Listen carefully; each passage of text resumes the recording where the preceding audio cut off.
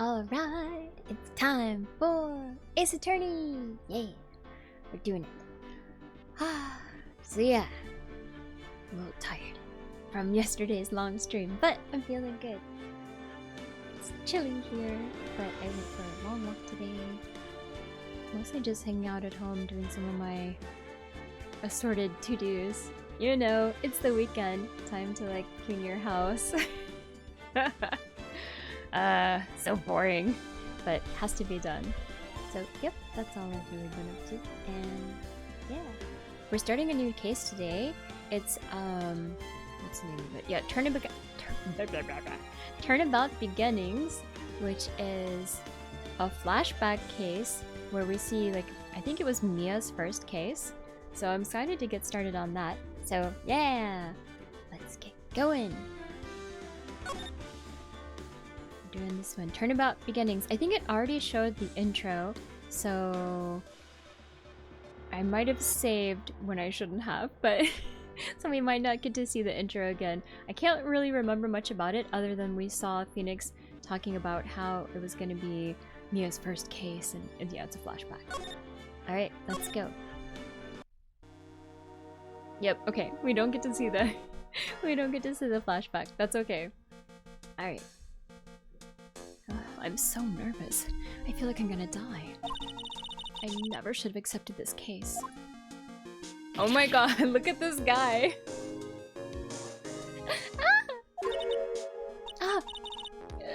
Good morning. Don't be so jumpy, Mia. I didn't do nothing. I swear, I didn't kill nobody. Terry Falls, my first client. Sentenced to death 5 years ago, and now a prison escapee. Just relax, Mia. Make small talk and try to relax him. So, why did you escape anyway? Yeah, I'm sorry. I'm sorry. I didn't do nothing. I didn't kill nobody. I never lie. I didn't escape from nowhere. But Mr. Falls, the police just recaptured you 2 days ago. Sorry. I told a little lie. Oh boy. But anyway, I didn't do it. I never killed nobody. Sorry for asking, but you're on death row, right? Yeah! I'm really, really sorry. You sentenced me to die 5 years ago, but I was tricked, I tell you. That woman, she lied in her testimony. That's why I got the death penalty. I swear it, I didn't kill her. I could never do that. Oh, he's like crying. But then we know he's like immediately a liar. 2 days ago, he escaped from the police wagon when it crashed. Then about 8 hours later, a policewoman was murdered before the police could recapture him. That's terrible. Always a murder. Every case is a murder. The police believe that Terry Falls did it. After you escaped, did you meet a policewoman? Yeah, I did. She's the reason I escaped. So that much is true. He did meet with the victim. But I didn't kill her. She was alive when I left. She was alive. It's true. I can trust him, right? I mean, I should. Ha! Uh-oh, who is it? Oh my! Who is this? Hello, hello. You're not gonna figure out the truth by just staring at the guy. Why are you here? I came to see how our little kitten was doing all alone in the big, scary lion's den. I feel like this has gotta be Godot, right? But like, early Godot before he has like the mask on? Must be. I thought maybe you'd like someone to play with. Ooh, okay. Where's Mr. Grossberg? Ha! That old man's probably still in bed. I bet he's clutching an empty bottle and mumbling in his sleep. Oh, it's Armando! Okay. Wait. Is it... Wait, why does he look just like Godot? It's like a different person. Okay, fine. Aren't I good enough?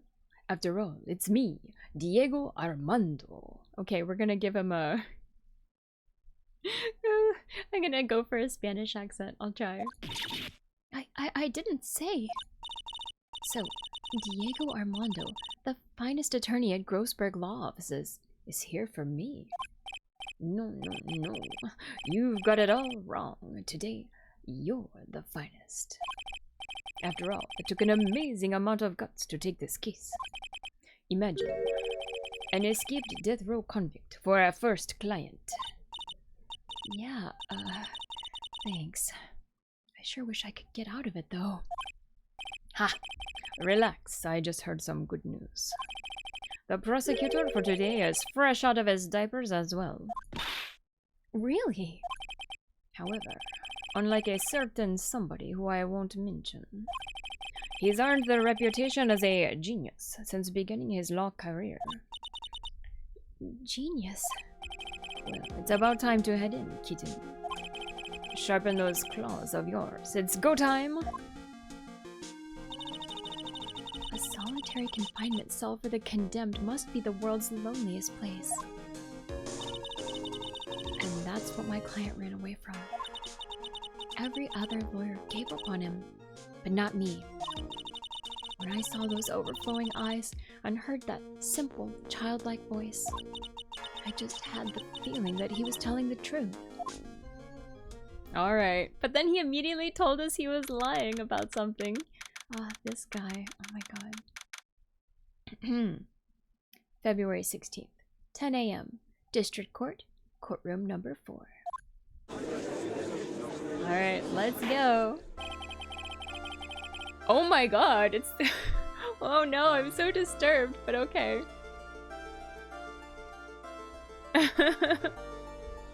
Oh, high dimensional curse. I saw his name is Terry Falls. It means tears fall. Aww. That makes sense. He was like crying, right? Court is now in session for the trial of Terry Falls. The defense is ready, Your Honor. Who's this guy? Oh my goodness. Prosecution has been ready for a while, Your Honor. Wait, what is this? What? Debilitating headaches, bloating of the colon, slurring and confusion. Oh my god! Election, hello. Thank you so much for the blurb. How are you doing? Oh no. That blurb was... It really went a different direction. I understand the lawyers for both sides are newcomers. Yes, Your Honor. I'm Mia Fey.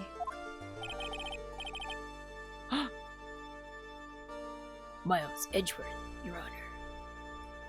Pretty good. Turned out some acid lines and breakbeats for lunch. So productive. Dang. So productive. Hope you're having a good weekend. Alright, this is Miles Edgeworth. Alright. Wow, okay. So, you're the new prosecutor everyone's talking about, eh? How are you feeling after the 10-hour stream? I'm feeling pretty good. I slept really late. Like, really late. Oh man, it was an accident. I stayed up for a little bit afterwards, not that long, maybe like an hour and a half or so. And then I slept until like 2:30. No, 1:30. And then I was like laying around in bed after like when I got up at like 1:30. I was like laying around and then I was like, oh, I'm just gonna like snooze here for a little bit. And I told my alarm to like wake me up at 2:30. I don't know what happened. It didn't go off. And I woke up at 4:30. So that's when I actually got out of bed. True degenerate style. I hope I'll be able to go to sleep tonight. I think I will. Hi Game Radiant, how are you doing? Yeah, I guess I was tired. So I feel pretty good now though. I went for a jog earlier, but then my knee was hurting, so I just came back and I went for a walk. It's okay walking, so yeah, went for a long walk. That was nice. Just hung out at home. That's about it. The judge is so scary looking here. This case I think is a quite short one. It's like a Mia flashback case. So, you're the new prosecutor everyone is talking about, eh? They say you joined the prosecutor's office at quite an early age. At 20, Your Honor. I guess our little kitten hasn't earned herself much of a reputation yet, huh? Come on, Mia. You can't lose. Objection! Hi, Green King. How are you doing? Who's this younger, more responsible looking judge? Is this the same judge? The judge looks different. I can't tell if it's the same one. This is a flashback, so it could be a different judge, or it could be a younger judge. Not sure.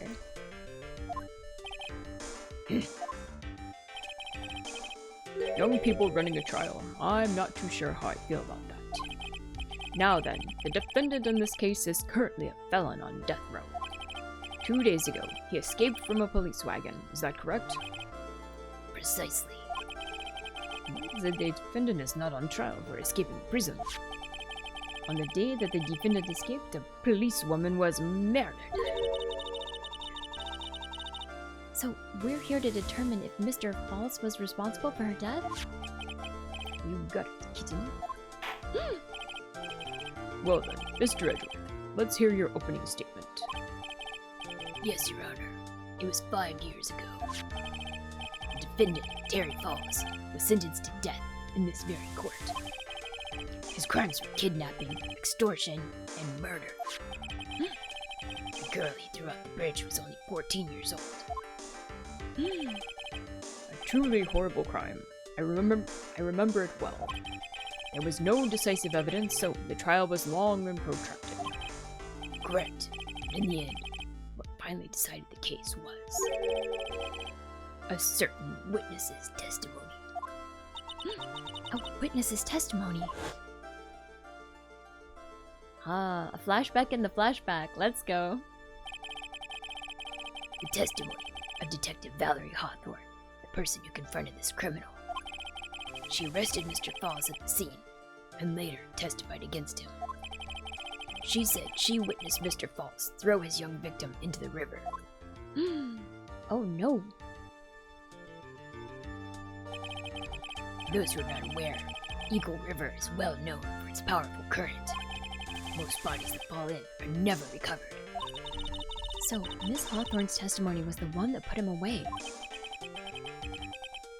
Yeah. Flashbackception with the filter. That's how you know it's the real flashback. Hi, Hopeless Salary Man. How are you doing? Hello, hello. That policewoman you just mentioned, that wouldn't be... Exactly, the victim. The same woman that was killed 2 days ago. Police Sergeant Valerie Hawthorne. I see. The man who was sentenced to death based on her testimony escaped 2 days ago, with only one thing on his mind, to take revenge against the woman who convicted him. Aha! The truth is becoming clear to me now. Huh? Yes. It's quite obvious that the defendant is guilty. Wait a minute. That's not right. Yeah, you can't just... Judge can't just be like, alright, based on my opinion, guilty, get out of here. No trial. At least hear the case before you decide on the outcome, Your Honor. Yeah. Watch yourself, Miss Faye. I'm not sure I care for your word choice or your tone of voice. Young people these days simply don't know how to respect their elders. Why, you're even younger than me, you hypocrite. Yeah, the hand of justice is swift. He's like, "Yeah, I got stuff to do. Next." Now then, Mr. Edgeworth, please call your first witness. I called the detective who was in charge of the initial investigation of this case. Alright.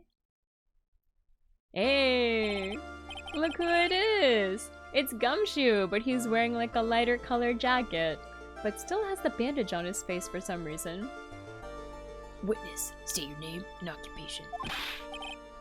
Gumshoe, Detective Dick Gumshoe. Oh, Dick Gumshoe. I'm the homicide detective in charge of the case, sir. I finally got promoted to the detective division half a year ago. I don't believe anyone asked you about that.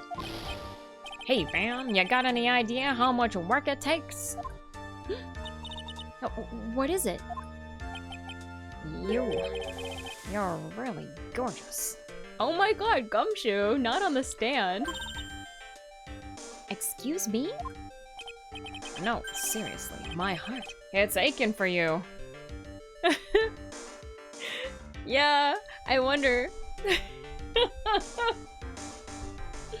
I wonder if he hasn't done his laundry.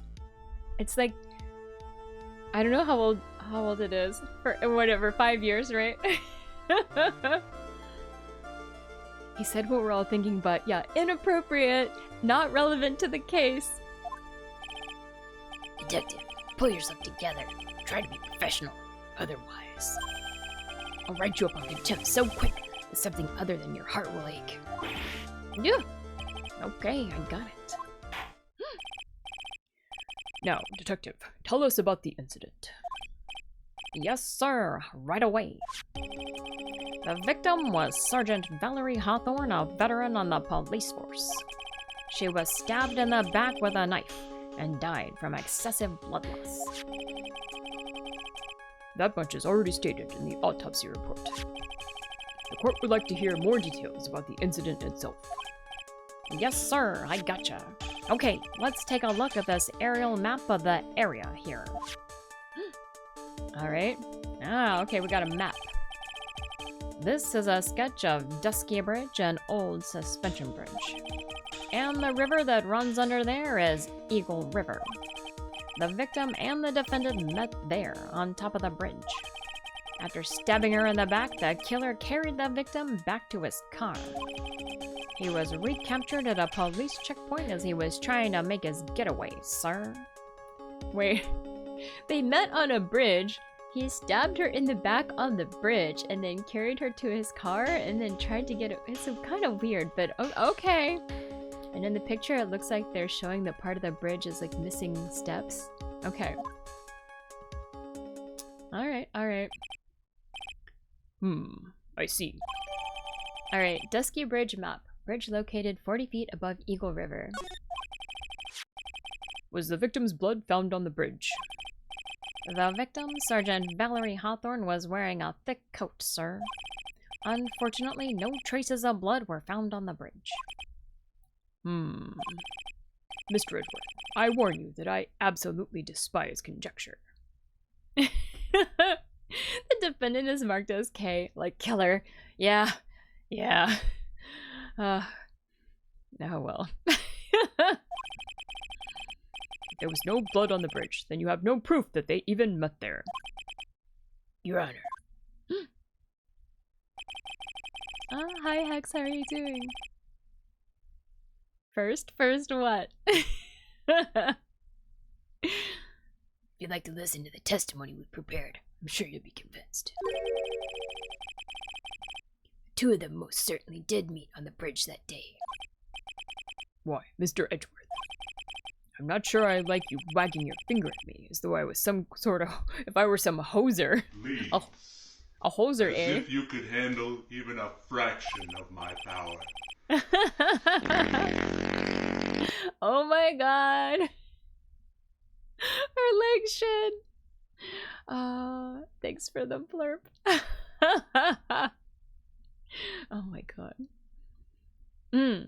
This is a flashback case with Mia. It's Mia's first case. Yeah, it's called Turnabout Beginnings. Yeah, thank you, Erlang shit. Detective, proceed with your testimony. Yes, sir. Here we go, Mia. Hang on. Okay, now, listen carefully, kitten. One little mistake and this guy will drink you for morning tea. Trust me and get ready. Alright, witness testimony. Summary of the incident. Let's talk about it. You know how we do. We just press on everything, so let's do it. The Armando guy really looks like Godot. But then it says his name is Armando. So did he change? What happened? I don't know. I thought it was Godot.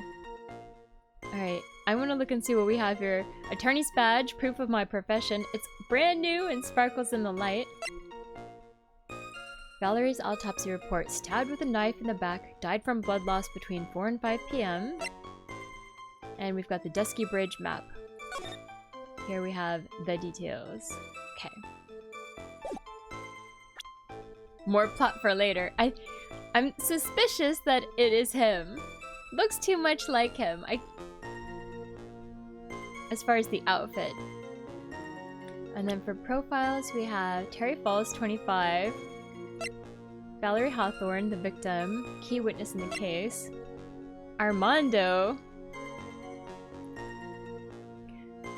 But they say Godot with it. It has like G-O-D-O-T. Although I suppose it could be something else. I don't know.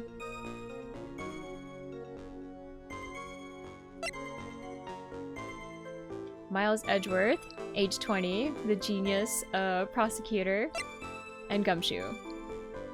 Wow, okay. Alright. On the day of the incident, an unknown person phoned the sergeant and asked to meet. Sergeant Hawthorne went to Dusky Bridge at the designated time and met with Mr. Falls. And that's where she was brutally murdered, sir. The criminal stuffed her body into his car trunk and tried to make a getaway. Mr. Falls was arrested at a police checkpoint we set up at the base of the mountain.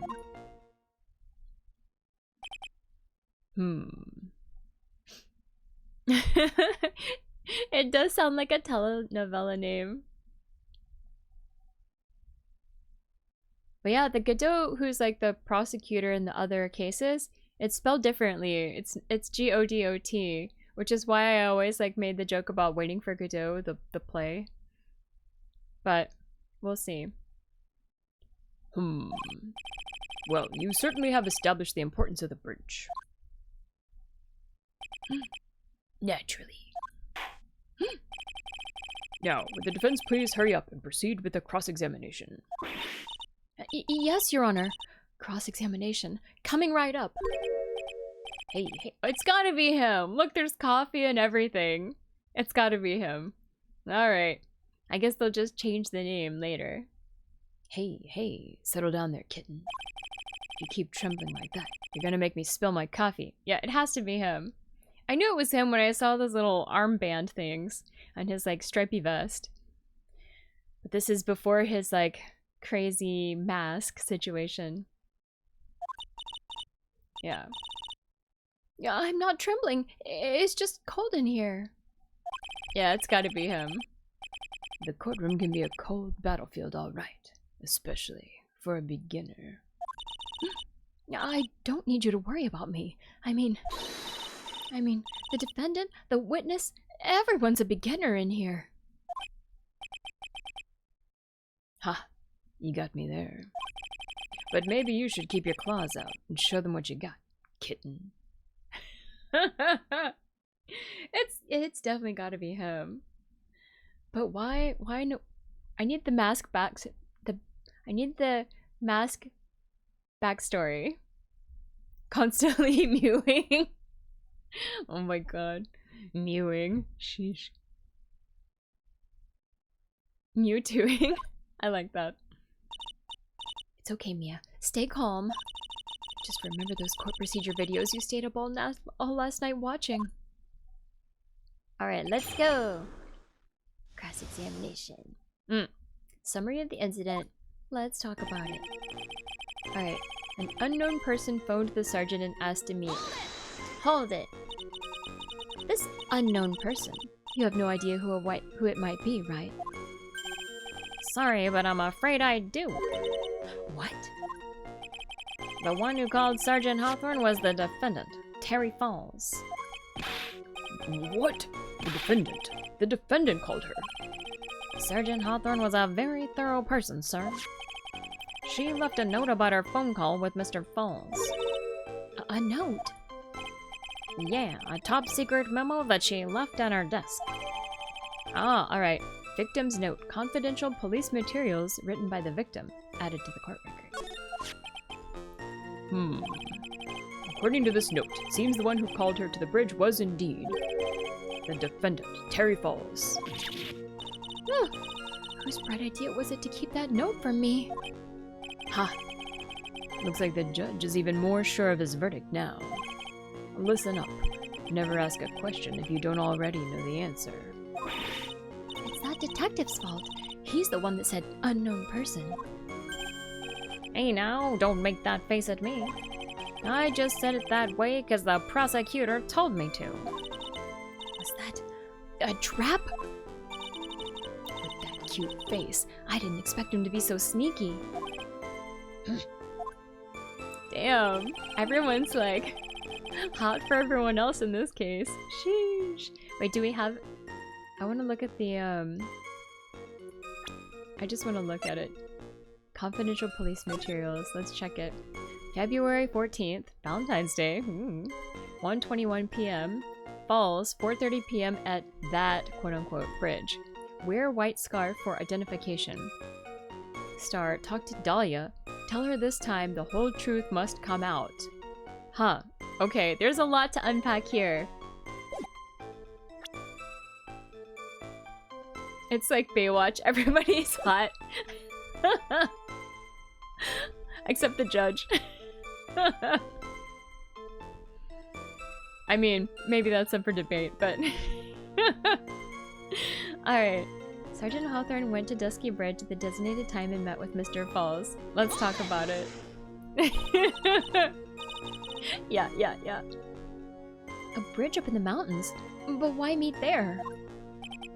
Because it is a very important place to the defendant, that's why. What do you mean by that? If you remember, 5 years ago, the defendant kidnapped a young girl. He was chased onto a bridge, and it was there that he killed his hostage. And the place where all of this occurred is, of course, Dusky Bridge. The very place where Sergeant Hawthorne arrested and handcuffed Mr. Falls. Oh, hi Darkover Dark. Hello. Ha! Returning to the scene of the crime. How nostalgic. Alright, next statement. That's where she was brutally murdered. Alright, let's talk about it. Was the body of the victim discovered right away? Yeah, we were really on the ball. We found the criminal within 1 hour of the murder. It was great! We even got to say, "Don't move, we got you surrounded." Wait a second. Isn't there something weird about that? The location was a suspension bridge up in the mountains.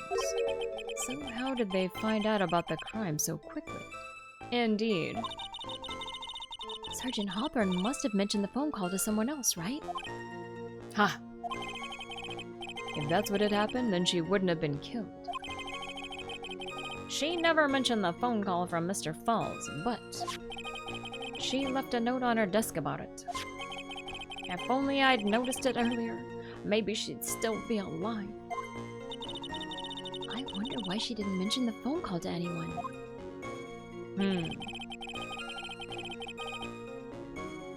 Why is there a trial when the guy was already convicted on death row and just escaped? Well, because he killed another person during his escaped time. He escaped and then, okay, or he didn't kill another person, but that's what the trial's about. He escaped and then supposedly, maybe, he killed another person and then they caught him and now they're trying him for that. I guess they were doing a transfer or something. We need the truth. That's right. Even if he's on death row, we still need justice. Alright. Criminal stuffed her body. We have to come to a conclusion. Into his car trunk and tried to make a getaway. Let's talk about it. Mr. Falls had a car then. Well, that bridge is way up in the mountains, ma'am. The defendant and the victim both went up there by car. I mean, how else, right? What? You mean the defendant drove his own car? No, of course not. It was stolen. He stole it from a young couple that had been waiting at a red light. Oh hey, it's like GTA. Car thieves. Not sure how I feel about car thieves. Is this guy sure about how he feels about anything? This is a photo of the stolen car's trunk. Oh no! And naturally, that's the body of Valerie Hawthorne in there. Whoa, that doesn't look too comfortable. Alright, crime photo. A photo of the trunk of Fall's car. The victim, she was stabbed in the back, correct? Yeah. Ha! For some reason, men always seem to get stabbed in the back. Yeah, Gumshoe is sure how he feels about you, Mia. I think so. We're talking about a woman here. You can't tell from this photo, but the knife was stuck in her back nice and firm. The condition of the body when it was discovered is very important information. Detective, was there anything strange or noteworthy in the trunk of the car? Here's a photo of the trunk, but I don't see anything strange, do you? Anyway... Press. Hold it! What did the defendant have to say about this photo? What he always says, ma'am. I didn't do it. I didn't do nothing. That's all he says. Nothing. I wouldn't say he did nothing. At the very least, we know he stole a car. It's just what he always says, Your Honor. And then he always says... Sorry, but I told a little lie. Or something like that. Well, in any case, it seems he was caught and arrested. Precisely. Alright, Mr. Falls was arrested at a police checkpoint we set up at the base of the mountain. Hold it! That certainly is some impressive police work. Well, no, actually it was way too close for comfort. We set up that checkpoint just after 5 p.m.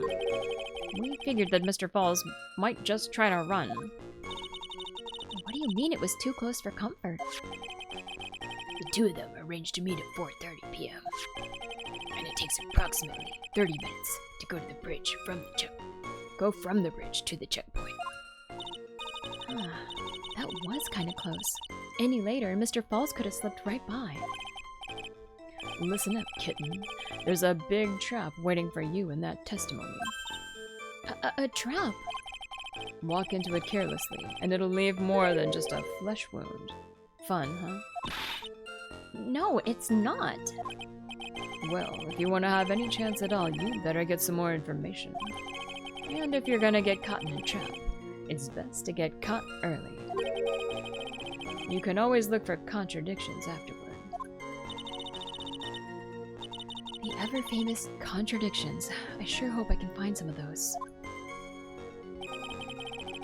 Alright, so we're starting again. So let's look at our evidence that we have. We've got this new note, which we looked at, that says, wear a white scarf for identification and talk to Dahlia. Okay. So then we have the photo here, which shows her. She's not wearing a white scarf. So that's a little suspicious. Where's the scarf? Maybe we can present the photo? That seems like a thing that we're supposed to do. So let's take a look and see which one of these items is talking about the photo. Or talking about her being in the trunk or something? Let's see. That's where she was brutally murdered. Okay. The criminal stuffed her body in his car trunk and tried to make a getaway. Aha! I don't see anything strange to you. I think I do. I think we should present the crime photo here. Even though it's the it's the photo. Or maybe we could present the note? I don't know. No, let's present the note. Because the note is the thing that contradicts the photo. Okay. Witness! Why is like Gumshoe laughing? What is it? Do you have something to say, Miss Faye? I'm sorry. I totally forgot what I was going to say. This is the first time I've ever had to actually address someone like that. Yeah. You should have practiced before coming to court. Oh no, did I not do the right thing? Honestly, Miss Faye, I'm not sure I like this. Say there, little kitten. Want a piece of my coffee candy? Oh my god, what? Candy? Well, you're still too young to be drinking real coffee. What? Gah. Come on, Mia. Shake it off. You're a lawyer. You rescind your first comment. Judge is crazy as the old one. I wonder if it's the same judge or if it's a different judge. Detective. Yes, ma'am. This photo. You said that there was nothing peculiar about it. Is that correct? Hey, it looks like we did choose correctly. I was like, oh no, we messed up. But no, it seems right. Yeah, that's what I said. Well then, I suggest you take another look at the note written by the victim. The note. It very clearly says, wear white scarf for identification. Yeah! Mia with the pointing. Look at that. She's got the same kind of look as Phoenix here. The caller must have forgotten what the victim looked like. Thus, this special request. I have one very simple question for you, detective. Where is the white scarf? I can't seem to find it in this photo. Well, to be honest, we didn't find it in the trunk, ma'am. And you stopped there? You should have looked for it. That's right. The table slapping. The caller told her to wear it to identify herself, so I expect she did just that. Oh, hi Mirai. How are you doing? Hello, hello. Well, Mr. Edgeworth, what do you have to say about this? Happy Sunday. Sigh. I see the defense is a little lacking. What? I know. No Sunday. So sad. I barely got a day today because I spent my whole day sleeping. Yeah, this is a flashback case. It's Mia's first case. She's defending a death row inmate who escaped and is being tried for murdering someone who was the decisive evidence in his death row conviction case while he escaped. Scarf you're searching so desperately for. Isn't this one perchance? Ah! But that's blue. Are you colorblind?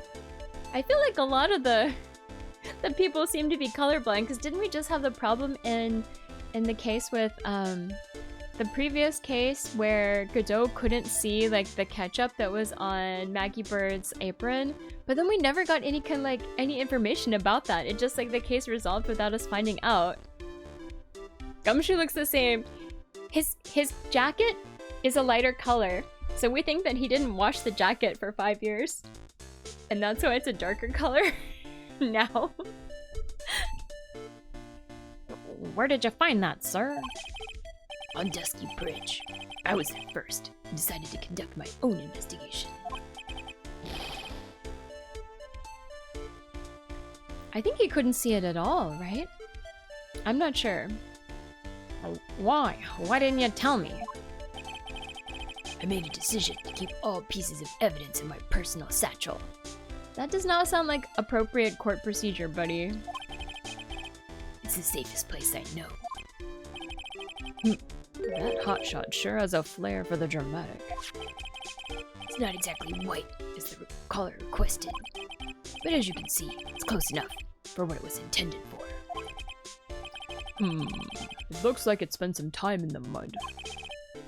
Not surprising. It was drizzling on the mountain that day. Prosecutor Edgeworth. He was intentionally hiding that scarf the whole time. The court will accept the scarf into evidence. Yeah, it's totally withholding evidence. It's not cool. Scarf, worn by the victim at the time of the incident, found on Dusky Bridge. But it's not a white scarf, also. Added to the court record. Now, if the attorney for the defense is finished embarrassing herself, I'd like to move on with the testimony. That is all right with you, isn't it, Miss Faye? Boy, would I like to wrap this scarf around his smarmy little neck. Very good. Now, if we're done with this mud-covered scarf business, the prosecution moves to establish conclusively and with hard evidence that Miss Hawthorne and Mr. Falls did indeed meet on that bridge that day. Further, we will show exactly what occurred there. That sounds quite promising. I can't wait to hear all about it. Gah, everything is moving at his whim. Don't forget, kitten, there's a reason why everyone considers this kid a genius. A genius, huh? Alright, witness testimony. Events on Dusky Bridge. Actually, there's an eyewitness who was there when the incident took place. Oh, hi Leonard, how are you doing? Howdy, howdy. This photo was accidentally taken by the witness. It shows the Vic wearing the scarf, sir. Oh, thank you for the redeems. Oh, alright, I'll do the stretch again, thank you. Alright, standing up. And lean to the right. Lean to the left. Follow the left. And lean you back. And go, go, go. Thank you.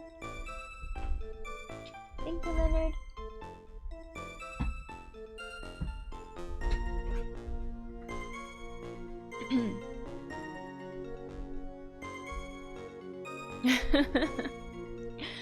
Thank you. It was drizzling that day. Unfortunately, it's a little hard to see what's going on. Alright, so we see a lady, and we see a scarf. Yup. And we see a guy with ball and chain. Anyway, the criminal shoved the victim down from behind and stabbed her in the back. That must have been when the scarf fell off. Wait, so somebody took a photo? Looking at this photo, you really get the sense that this bridge is very high up. It is about a 40-foot drop from the bridge to the Eagle River down below. Mr. Edgeworth, who took this photo anyway? Let's just say it was a well-intentioned third party. Aha! A potential witness! So why isn't this person in the courtroom? Well, they said they absolutely did not want to testify.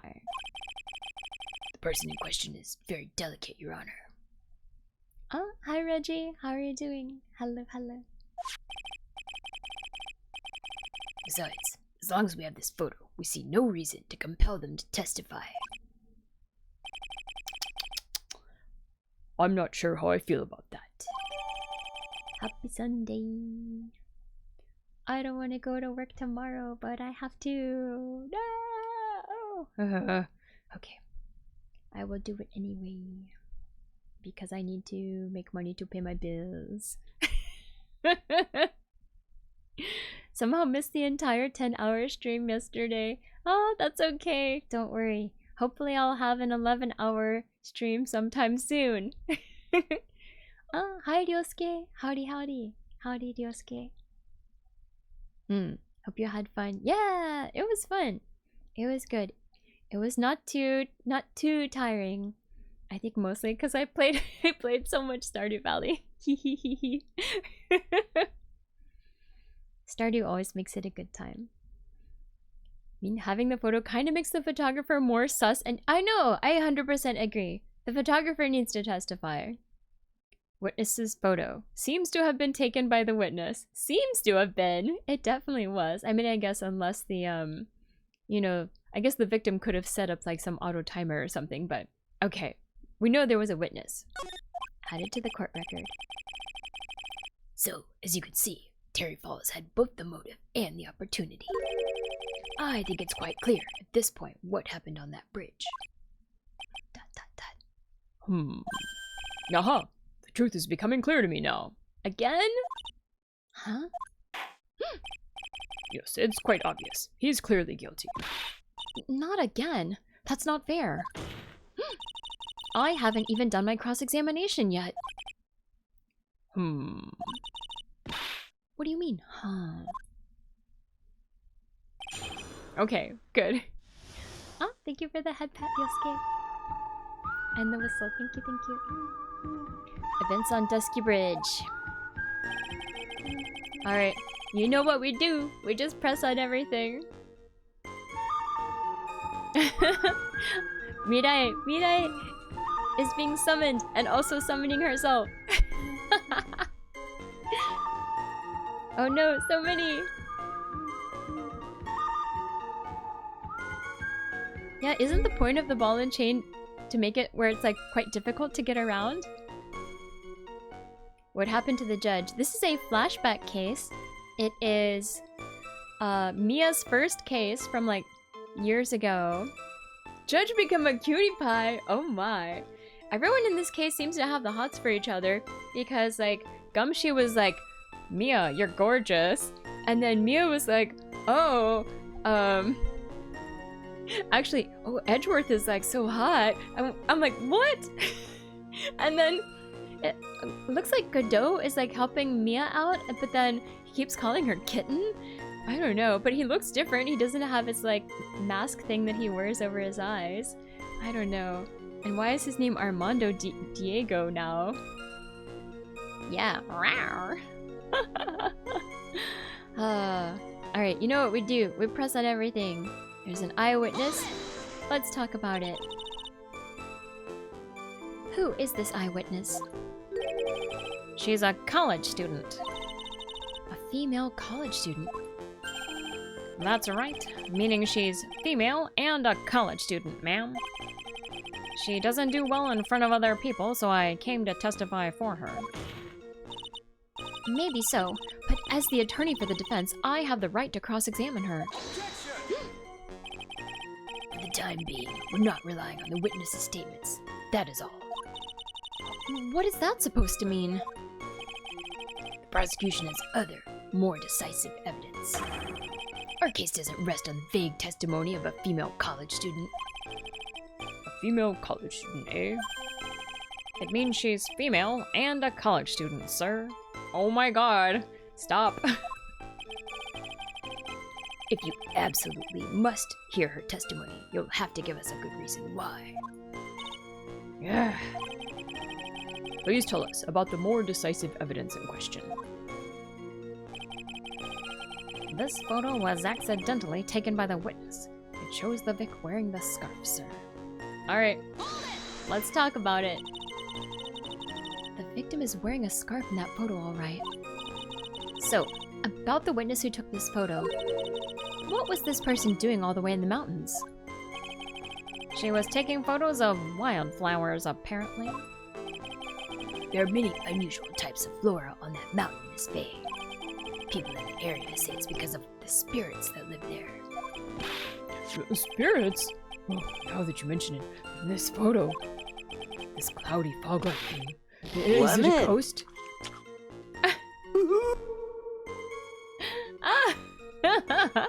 Lemon! Thank you for the flipper, Linkshin. Oh my. No, I don't believe it. No, Your Honor. No, I don't think it's a ghost. Alright. It was drizzling that day. Unfortunately, it's a little hard to see what's going on. Let's talk about it. Drizzling, huh? That's right. There was a light rain coming down. The whole place was dreary. But not as dreary as the mood that's in this courtroom right now. Haha! Everyone's like, no jokes, this is a murder trial. Judge is shocked as well. Looks like a cold front just moved in. Yeah, it's a murder trial. Don't joke around, buddy. In any case, the point is that the area was quite damp. There was even some fog. Yeah, the judge's eyes are huge! I even slipped and fell when I was on the bridge. It was really something. Alright, criminal shoved the victim down from behind and stabbed her in the back. Let's talk about it. Is that part of the witness's testimony as well? Of course it is. He pushed the victim hard in the back and she fell down right on her stomach. If she fell down on her stomach, wouldn't she have gotten all dirty and gross? Just saying, because didn't they just talk about how he got all dirty and gross? Like, what's his face? Maybe? Maybe? Do we even get to know the judge's name, or is it just Judge? It's just Judge so far anyway. I don't know. I've never heard the actual judge's name. I remember that happening once myself. It was really brutal. Brutal? What? Dot dot dot. Are you talking about seeing someone get pushed? Or were you the one getting pushed? Or does it mean that you pushed someone down like that once? With his mind-boggling tales and the way he said brutal, I wonder if he's Canadian. Canadian? I guess his name is Canadian Judge then. Ha! Save your nasty look for the right person. Judge Judge. First name Judge, last name Judge. Middle name Canadian. Huh? Take a look. Poor baby. The court record seems to have wet itself. Hey! Watch where you spill your coffee. The court record, huh? Judge, judge, judge that. Seems reasonable. Alright, that must have been when the scarf fell off. Let's talk about it. Yeah, I feel like they have to be the same person because Godot also has those like armbands. Godot wears like the striped vest.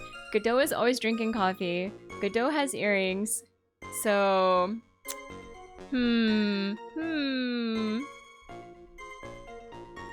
But there's no whatever mask thing over his eyes, so... Ah, hi Kudos Syllabus. Hello, hello. So in other words, there was a struggle between the criminal and the victim, huh? That's what the witness said. Well, it looks like she didn't remember about the scarf. But from what she said, it sounded like a pretty violent fight, ma'am. But his hair's white and we know humans can't change hair color. We ain't chameleons. Wait, whose hair is white? Godot's? I thought Godot had dark hair. Does he have white hair? Maybe he just aged really quickly. The area was wet from rain. The bridge was probably wet too. Which would explain why the scarf was all covered in mud, but... there's something about this testimony that's still bothering me. Talk about a surprise. I had no idea there was a photo. Godot has white hair. Oh, okay. He must have just aged really fast then. Excessive coffee makes a person jumpy. Maybe he gets scared easily, thus turning his hair white. That's what a chameleon would say.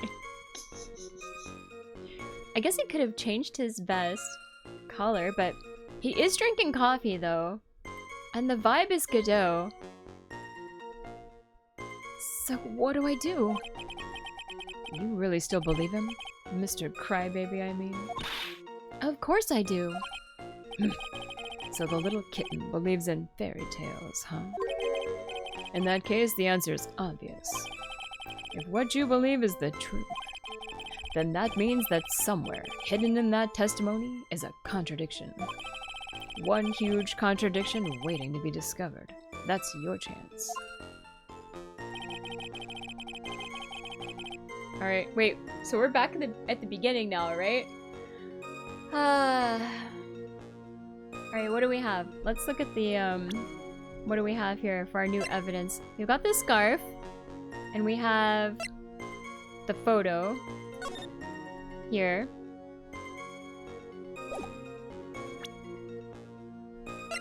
Yeah, and then we have the crime photo. She looks really clean. I feel like if they got into a big fight, she would be dirty, right? Because they said it was super muddy. So I feel like we're gonna have to present the crime photo and the statement when they're talking about how they got all dirty. Yeah, he has a visor in the present. So this is in the past, right? So it could have been like before he got the visor, right? Alright, let's see. This photo is taken by the witness. Shows wearing the scarf. Drizzling. It's a little hard to see what's going on. Okay, so maybe it's this one. I don't think it's this one. So it has to be this one. Yeah, I think it has to be this one because it says the criminal shoved the victim down from behind. This is the only one that talks about how she was like shoved down. So I think we should present the crime photo here. Let's try it. So, at the time of the crime, there was a light drizzle coming down, correct? Yeah, and fog too. Just a generally soggy atmosphere.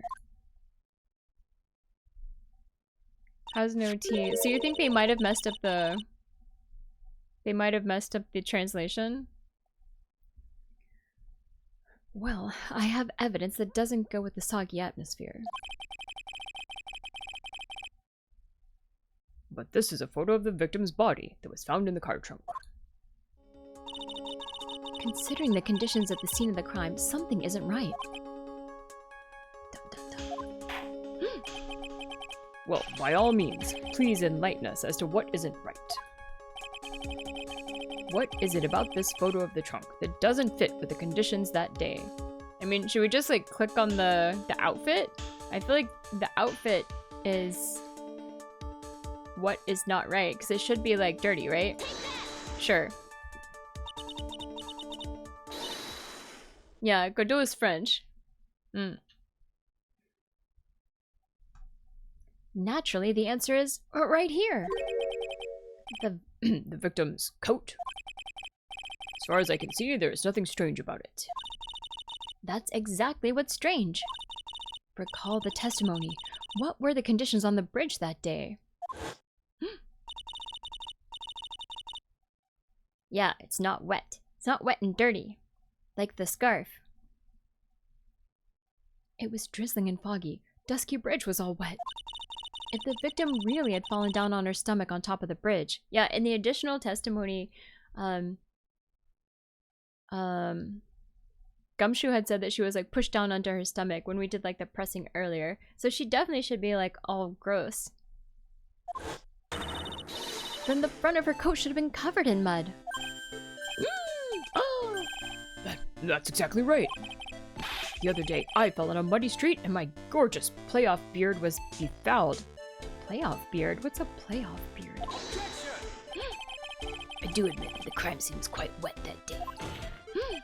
However, it doesn't mean that the top of the bridge itself was muddy. If Your Honor had fallen in the shower instead of on a muddy street, your glorious hockey beard, pride of the legal league, will be wet but not muddy. Fortunately, I have yet to test that. Still, your point is well taken. Can you prove that the surface of the bridge was muddy that day? The surface of the bridge, huh? Ha! A real man wouldn't stand for a taunt like this. Neither would a real woman.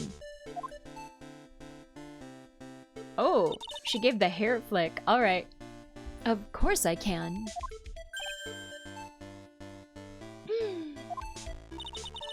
Oh, do you have a song stuck in your head, Leonard?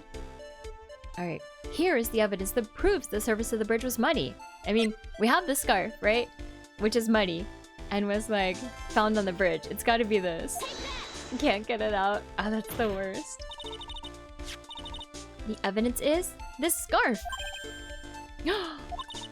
It should be obvious. If the scarf fell onto the bridge and got this muddy, it means that the bridge was obviously covered in mud. Ah. No, I can't be outwitted by this novice bimbo. Hey, same to you, buddy. Alright. Progress. This phase assertion makes perfect sense to me. I do admit there appears to be a contradiction between the condition of the victim's coat and her scarf. However, the real question is, why is there a contradiction? Huh? For every contradiction, there exists an explanation. Ah, Phoenix Wright's name in the Japanese version is Naruhodo Ryuichi. Oh, that's nice. If he also gets to be Naruhodo, because the guy in Great Ace Attorney Chronicles was Naruhodo. So are they actually related? Let's look at what the explanation in this case may be, shall we? All right. It's not like he's really giving me a choice here. Ha! You're doing pretty well for a little kitten. Oh, it's his ancestor. Ah, thank you, Esther, dude. That makes sense then. Now, we actually know that their last names are supposed to be the same. Too bad they didn't make them the same in the translated version. Mr. Armando. No matter what he says, a contradiction always comes down to a lie. It's either the victim discovered in the trunk. Armando could be Godot's ancestor. Well, I don't think it's that long ago. I think this case is only supposed to be like, what, like 5 years ago or something? The witness's photo showing the defendant and the victim.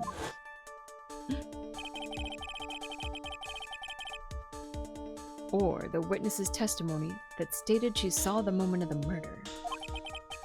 Just relax and think it over. It's pretty simple, isn't it? It's finally snowing. Oh, that's nice. But it's not sticking. Well, maybe that's for the best. It's not gonna get all messy. 6 versus 100 plus years. Tomato, tomato. Oh. Well, usually February is the coldest month, so maybe it'll stick later. The false evidence is one of these three. It's one of those three. Alright, let's see. What do we got? What do we got? What you said just now, I'm not sure I like that. That wasn't me, Your Honor.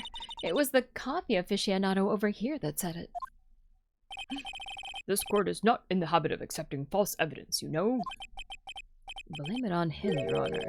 He's the one trying to slip false evidence into court.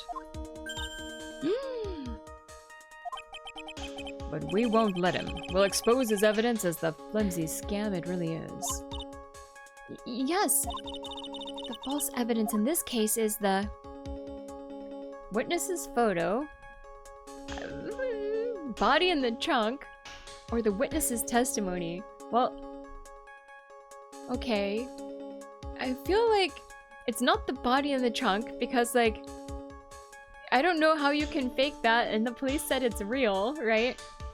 The witness's photo. We can look at the court record, right? The testimony is that she saw him push the victim down onto the bridge and show the badge. We should. We have a new sparkly badge, right? So the testimony says that she saw him push her down and then stab her in the back. And the testimony is what seems to be like contradictory because if that's actually what happened, then the victim would have been covered in mud. So I think it's the testimony. Alright. It is a no-brainer. Obviously, it's the witness that's suspicious. During his earlier testimony, the detective pointed out a crucial fact. The criminal shoved the victim down from behind and stabbed her in the back. Now, is that testimony exactly what the witness claims to have seen? Yeah, that's what the witness told us. Oh, she did the hair flick. Alright, we're good. That testimony is filled with holes. After all, the victim's coat isn't dirty at all. That's true. Ha! It's not just true, it's the truth. If there was a truly decisive witness in this case, I'm certain that boy wonder over there would have called them in the first place. Yeah, how about it? Your Honor, the defense requests to cross-examine the eyewitness. The testimony presented so far is not only vague, but contradictory as well. Alright, alright. Well, Mr. Edgeworth, it appears that we'll need to hear from your mystery witness after all. You should brace yourself for the brutal truth. Damn, okay. I'm ready. Your Honor, the prosecution has no intention of hiding the witness from the court. We are prepared to present our witness at any time. Very well. Please bring forth your witness at this time. Alright, let's see who it is. What Mr. Edgeworth said kind of worries me. What does he mean by the brutal truth? Dun dun dun!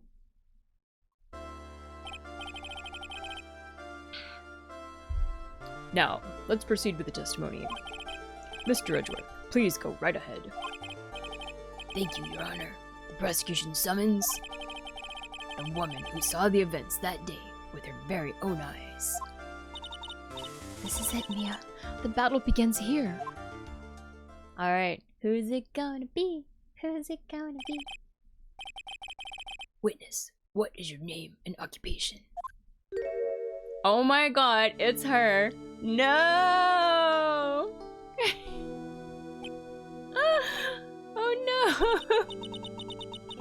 Oh my god, it's her. Oh, thank you so much for the redeem packs. Alright, let me do it. In the Godot voice. Okay. Alright. I bet you expected Pearl voice. Try it.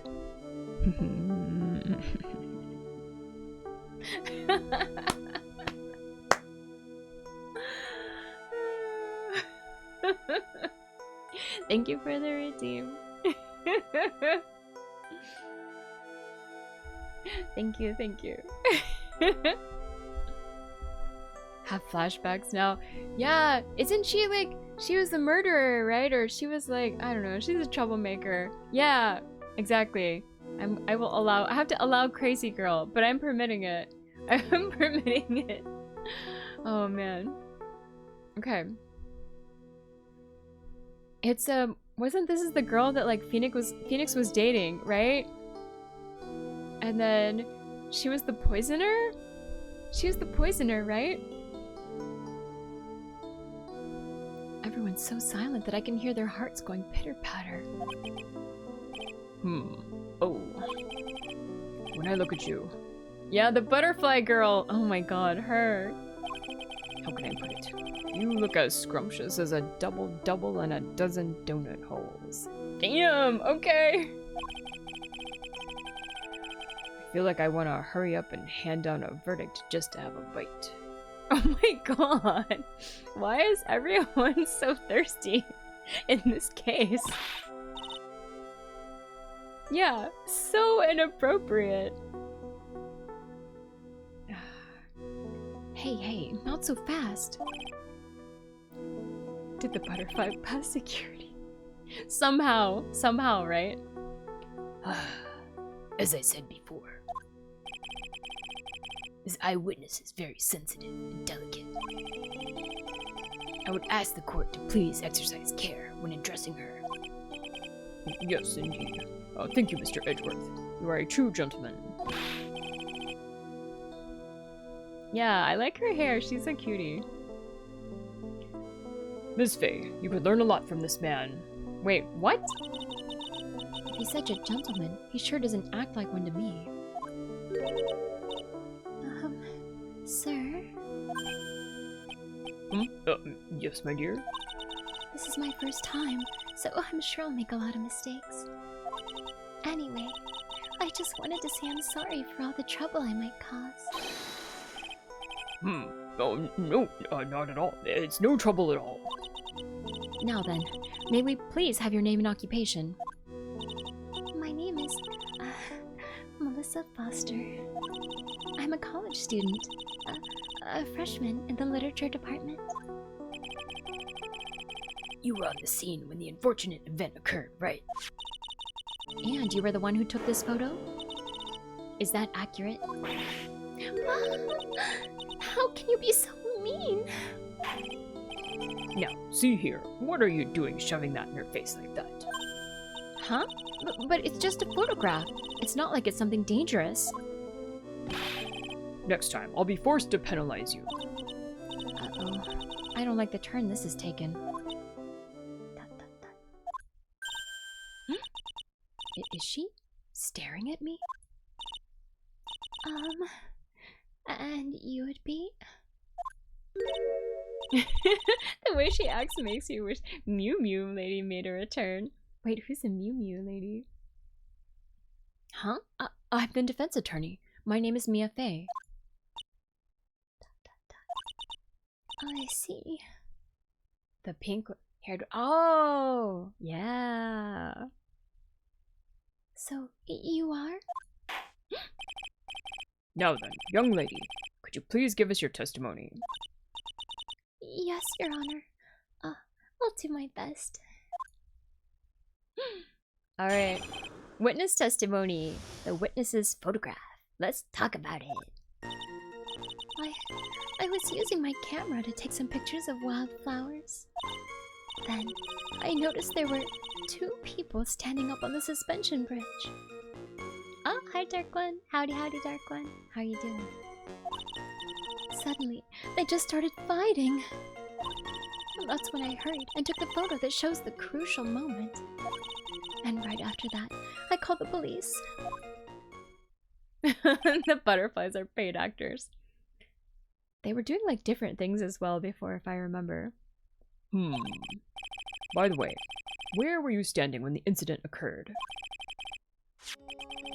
Yeah, let's break her!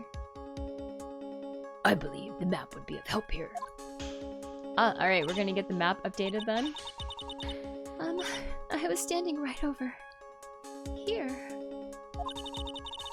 I was standing in a beautiful field, surrounded by tall cliffs. So, you took the photo from that location, eh? I'm already sus. A beautiful field surrounded by tall cliffs. If it's surrounded by tall cliffs, how did she take the photo? Let's find out, I guess. I brought the camera I was using at the time, just like Mr. Edgeworth asked me to. Ho ho ho, what a cute camera. Just like its owner. Alright, camera! Melissa Foster took the witness's photo with this, a small but powerful model. Camera added to the court record. Alright then, Miss Faye, time for your cross-examination. But I warn you, make the witness cry again, and you'll feel the wrath of my gavel. Alright. Cross-examination. The witness's photograph. Let's talk about it. Alright, let's talk about the wildflowers, shall we? Did you say wildflowers? Yes, the mountain is famous for its beautiful spring wildflowers. But it's only February. Well, I couldn't wait for spring to come. Oh, I know just how you feel. It's just like when I first started growing this glorious beard of mine. I just couldn't wait, so I wore a dyed blonde Santa beard until mine grew in properly. What? That is just wild. Okay. Would you mind if we got back to the facts of the case, Your Honor? I know. What the heck? Alright, notice 2 people. Let's talk about it. Judge Santa confirmed. Early Santa. Was there anything strange about the 2 of them? Like, for example, one of them's like wearing prison stripes and holding a ball and chain. I'm a bad girl. I know I am. It looked like they were having a really serious conversation up there. So I decided to watch them. Like some sort of peeping Tom. No, not at all. Everyone's like that. Yeah, I love watching other people fight too. In fact, I can't get enough of it. Actually, that's why I took this job in the first place. Too much info, Your Honor. In any case, it's perfectly natural for you to have kept watching them. Especially dressed as they were. Well, anyway, I was watching them very closely. Oh, she looks so angry. Alright, suddenly they just started fighting. Let's talk about it. Do you have any idea what they were fighting about? No, I have no idea. Why do you ask that? Yeah. We'll get her though, we'll get her. Oh, I just thought that maybe you overheard what they said. Tut, tut, tut. Why is she crying now? What? I would never eavesdrop. What you just said you did. I've got more class than that. That's right, Miss Faye. Don't drag the witness down to your level.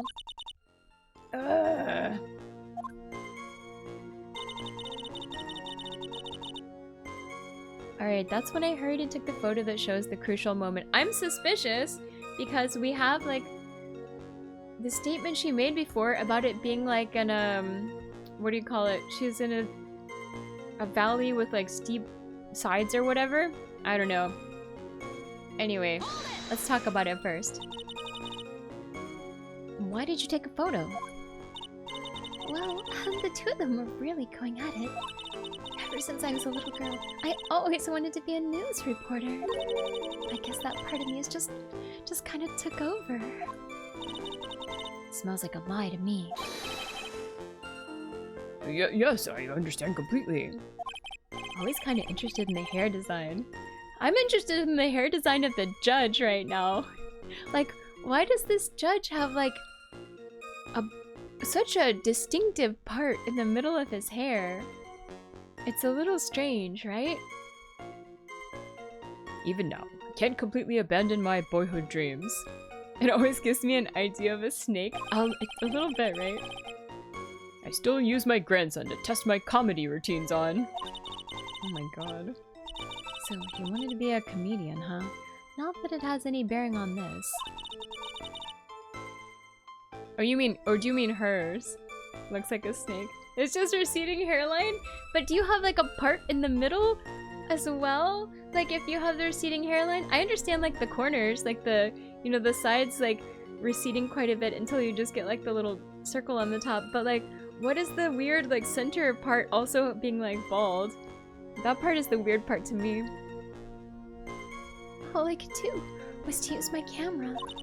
So I took the photo of the crucial moment and gave it to the police.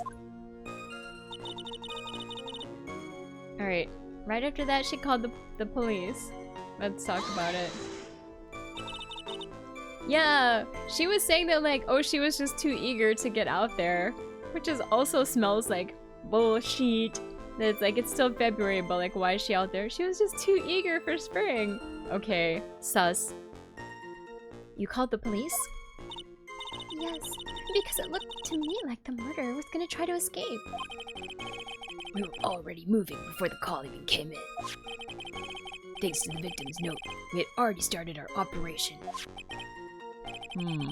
That was certainly tough luck for the criminal, eh? If Terry Falls isn't the criminal, then there must be something strange in that girl's testimony. Be careful, kitten. That girl has the judge wrapped right around her little finger. You're going to have a tough time poking holes in that testimony of hers. You're gonna have to come up with something really good, Mia. Alright, so we have to present something, I guess. I'm suspicious about the part where we heard before there was like steep cliffs, right? Is that in the evidence? That's what I want to look for. We have the new evidence. We have the witness's photo seems to have been taken by the witness. Oh no, this is not new. We have the camera. What else do we have? The crime photo.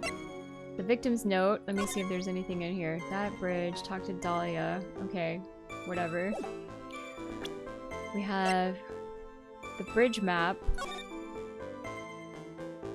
So I think before she said that she was down south of this cliff, right? And if that's true, then how could she have taken the photo? This seems like BS, right?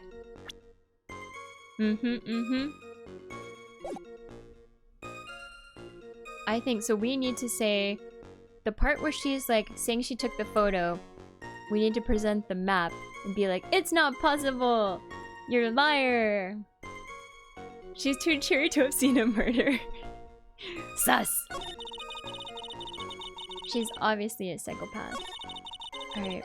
They just started fighting. That's when I heard and took the photo that shows the crucial moment. I think this is BS, and I think she couldn't have taken it because they emphasized that she was like in a valley with like cliffs. So yeah. Okay.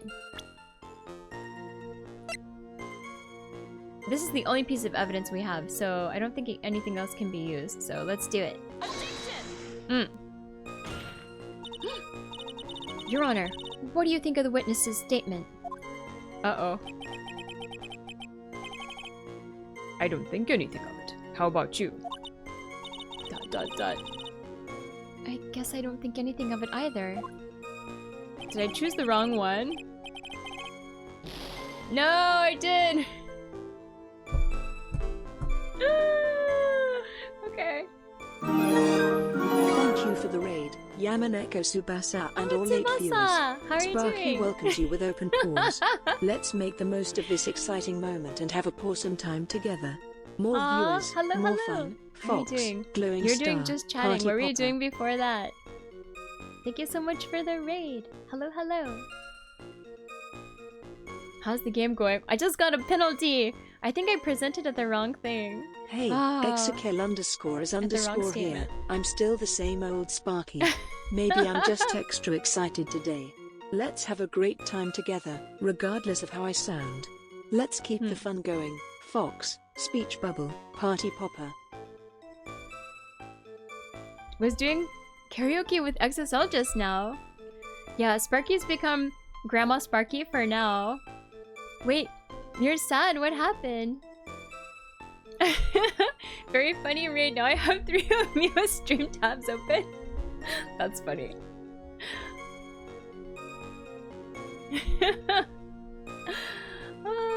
But yeah, thank you so much for the raid. Hello, hello. Welcome, raiders. Welcome, welcome. Your mic died. Dead? Oh no! Oh man. Oh, that sucks. You're gonna have to get another one, I guess. But like, do you have a backup? Or is there anything you can use? Gonna go lurk while I make myself something simple for dinner. Yeah, go get some food. No backup. Oh no! Alright, I guess you have to order something, or you can go to a shop tomorrow. That would be like an option, I guess. Oh, that sucks though. You call VR headset mic as backup? Ooh, I don't think so. Oh, thank you so much for the follow, Hannah. Welcome, welcome. Hello, hello. Yeah, Tsubasa, have some good dinner. Yeah, get some rest too. And thank you again for the raid. Oh man, that sucks though. XSL. Hello, Oh, man. how are you? Growing heart. Hello. Wait, I'm doing okay. We're doing Ace Attorney. We're doing a flashback case.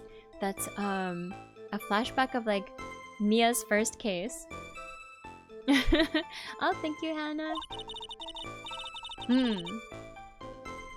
But yeah, we are doing our best, but I just got a penalty. No! But yeah, otherwise it's Sunday, so always doing Ace Attorney on Sundays. I just failed though. But yeah, welcome everybody. I know if you gotta go, you know, rest or get some food or drink, please go ahead and do. But thank you so much for coming in with the raid. Yeah. If there wasn't a problem, couldn't you just let it slide? Alright, so I messed up somehow. That's when oh, so we have to figure out. I still think that is it not the map? Is the map the wrong thing? Okay. I don't know. I wonder if it should be. Could it be like the photo? I don't know. Hold on, I'm gonna go back and see what she says before this. Suddenly they just started fighting.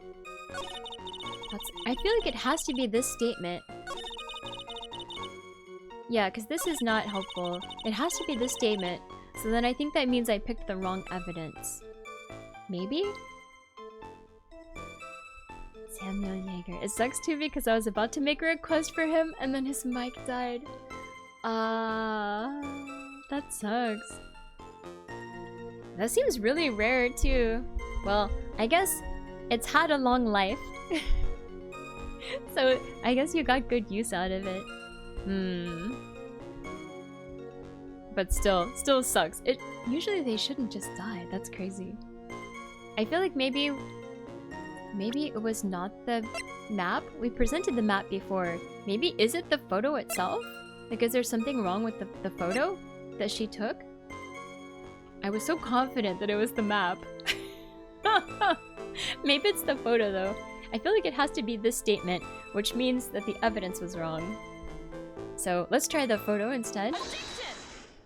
Alright. Witness. When you said you took a photo of the crucial moment, is this what you meant? Although, to be honest, actually now that I think about it, she says the crucial moment.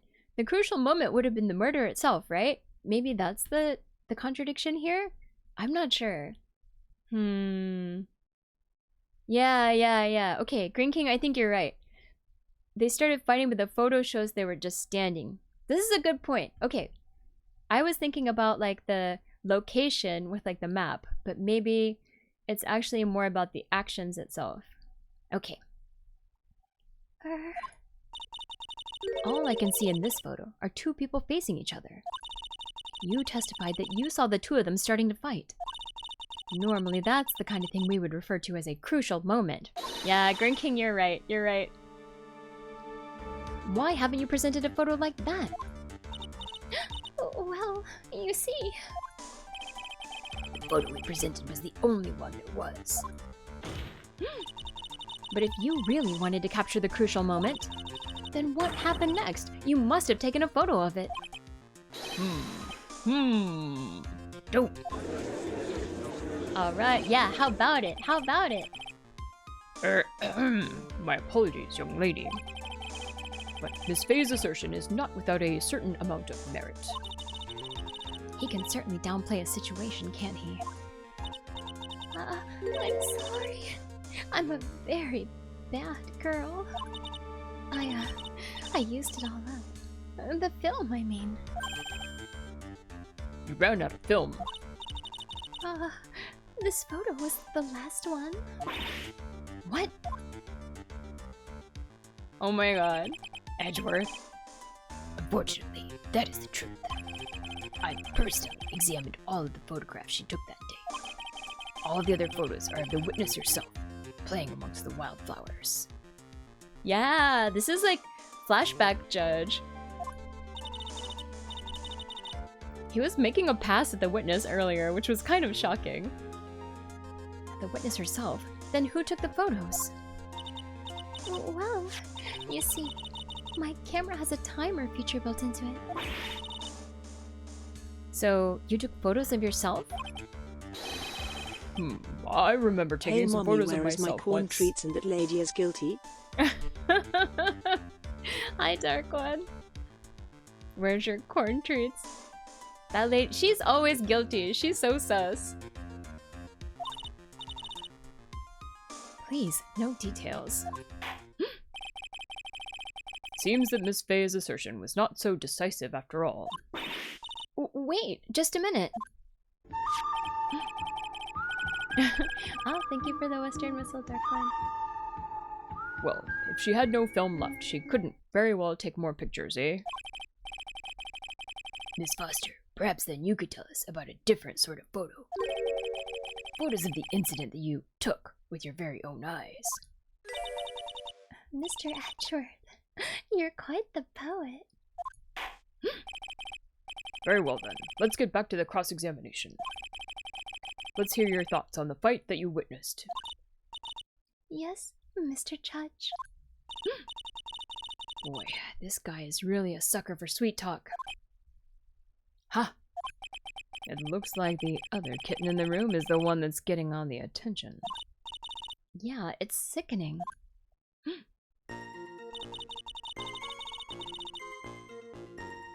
Wait. Okay. We got some more testimony. I was using my... No, wait, we were already here, right? Hold on. This is the same testimony, right? Or is this new? Let's see. Because we have the options to press and stuff here. Present, so... Okay. So this is the same, but did we get more testimony? I noticed there were two people standing up on the suspension bridge. They started fighting. The victim turned around and tried to run away. Oh, there's more. There's more. Okay, okay. We got it. We got it. Okay. Let's talk about it.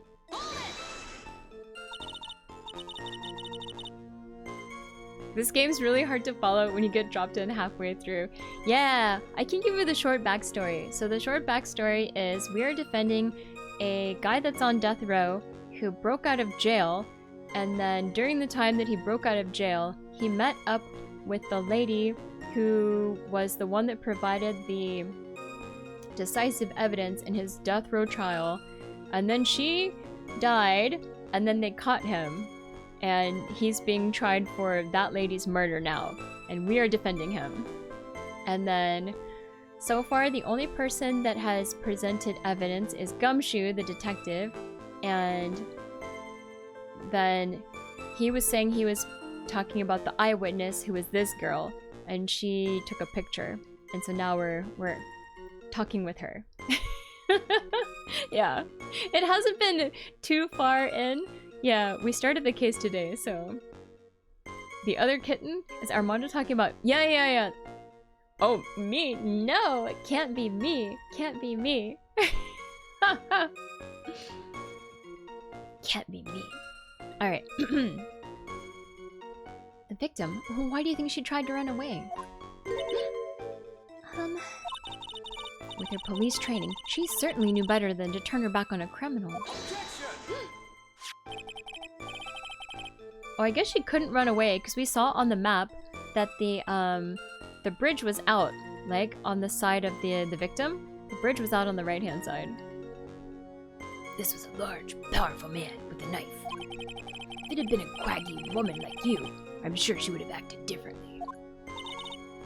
Quaggy? Why you? If it had been me, I probably would have jumped into the river. There's still something wrong with this testimony. She only got about 10 yards before she was stabbed in the back. Let's talk about it.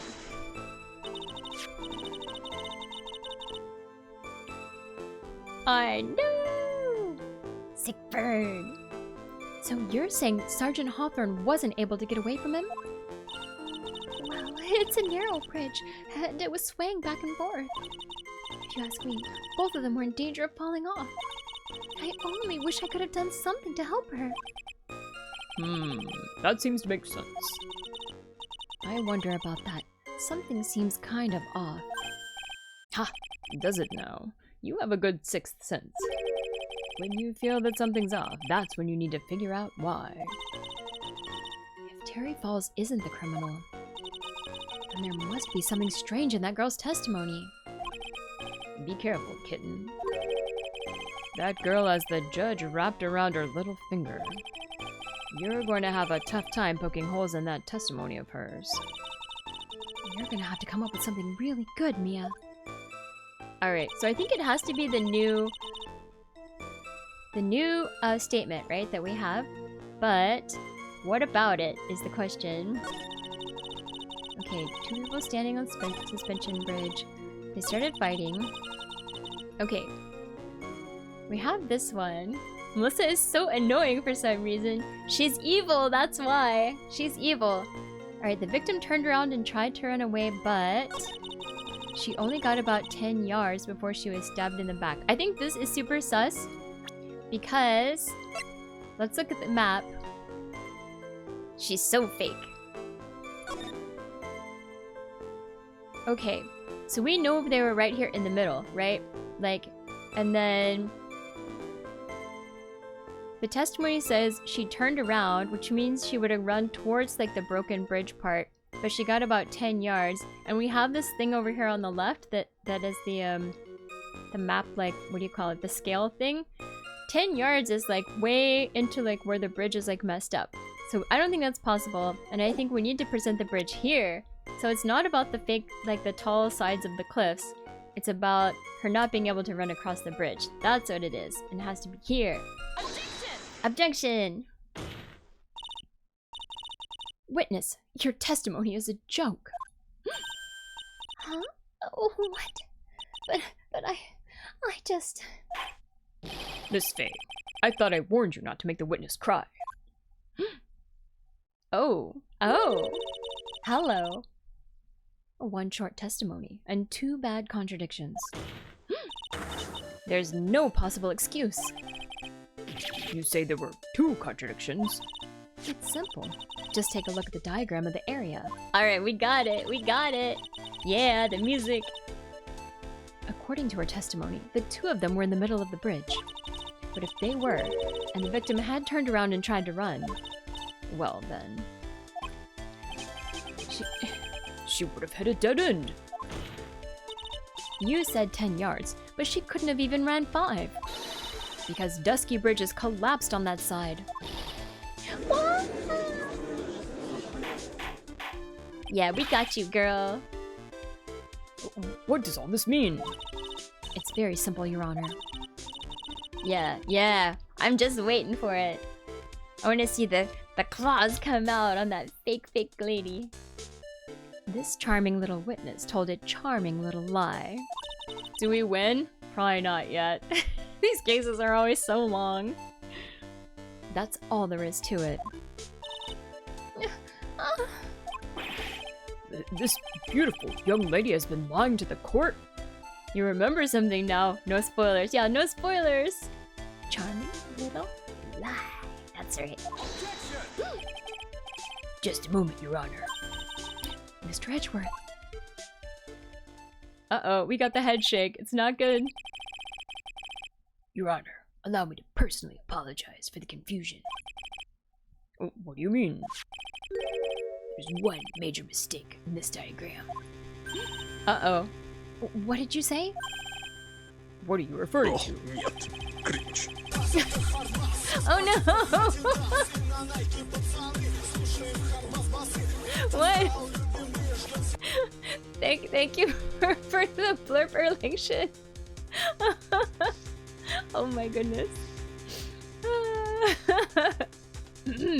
Thank you. Your personal apology doesn't mean anything. That's right. It's all because this diagram was made after the incident occurred. It's a very old bridge. We couldn't find any official blueprints of it. So you're saying? I'm saying that even though this bridge is currently in disrepair. Uh-oh. There's no evidence that can prove that the bridge was broken during the incident. That's ridiculous. You can't actually tell the condition of the bridge from this photo. I apologize to the court for not being more clear when I presented the evidence. That's some BS. That's BS. Ha! That guy is good. Huh? Oh, what do you mean? He planned it from the beginning. He's a genius, all right. That diagram of the bridge was his insurance policy. What? That coward. I agree. Not a fan, not a fan. Well, Miss Faye, seems you've once again made a reckless accusation. Yeah, the bridge is fixed? What is this BS? Yeah, Edgeworth is just... He's saying like, oh, you can't prove anything. We could... I'm so sorry. I should have been more careful myself. No, no, no. It wasn't your fault at all. Now then, shall we go on with the trial? I'd like to establish, once and for all, what it was that the witness actually saw. Indeed. All right, young lady. May I ask you to please proceed with your testimony? But it's so hard to go on. We're all on your side, Miss Foster. No, we're not. No, we're not. TMOS, to be honest, in hindsight, it feels dumb to plan your accusation on a child's playmat. It does look like one of those, right? Oh my god. There's no need to worry. Just tell us what you saw. Yes, sir. Alright. Witness testimony. Running from the crime. Let's hear it. After he stabbed her in the back, he quickly picked her up in his arms. And then he carried her over to the car. I suppose that was the only way he could make sure the body stayed hidden. He couldn't just leave the body on top of the bridge. Oh, I'm sorry. I'm only supposed to talk about what I saw. This girl. I know! The judge buying Edgeworth's magic evidence. I agree, it's also some BS. I mean, I also can't believe that the judge was okay with, like, Edgeworth just pulling, like, the scarf out of his pack and being like, hey, I've been hiding the evidence here. It's the safest place for it. And the judge just being like, oh, okay, thanks. Ah. Witnessing such violence must have been difficult. Yes, sir. I'm still shaken up. If he accepts this testimony as it is, we're finished. Don't say that. Oh well, maybe I'll stop off at my favorite cafe on the way home. They make a really great mocha latte. This trial isn't over yet. Ah, that's what I like to hear. All right, Miss Faye, your cross-examination, if you please. Almost anything goes in Ace Attorney. Yeah. Lying, concealing evidence. It's just all... It's all A-okay. The contradiction is staring you right in the face, Mia. Go on the attack. Alright. Cross-examination. You know what we do. Let's just press on everything. Running from the crime. Alright. After he stabbed her in the back, he picked her up in his arms. Let's talk about it. Are you saying that the victim didn't fall down on the bridge? Actually... Of course she didn't fall down on the bridge. If she had fallen down, this photo wouldn't make any sense. I know! You're super fast. That was the case. Her coat would have been all muddy. Armando's ready for a coffee date. I wonder. You know, I think he might just be ready for a date with coffee. That's about it. If you don't mind, I was asking the witness. No need to be so rude. Well, young lady. Of course she didn't fall down. The man in the prison uniform grabbed her before she could. Dun, dun, dun. Ha! We're one step too slow. And then, what did the defendant do after that? Alright, next statement. Okay, carried her over to the car. Let's talk about it. You personally witnessed that? Yes. Did anything strange happen when he did that? Well, I don't know if you'd call it strange or not. But that's when the victim's scarf fell off. You mean the scarf? Her words match what we found at the scene. I don't see any problem.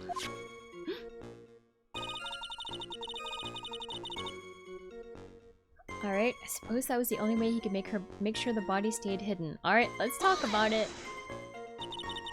You mean the defendant carried the body all by himself? Yes. Considering the size of the defendant, I don't think it would be difficult. Yes, but let's remember, they were on a narrow bridge that was ready to collapse. Is it even possible for him to have carried a dead body on a bridge like that?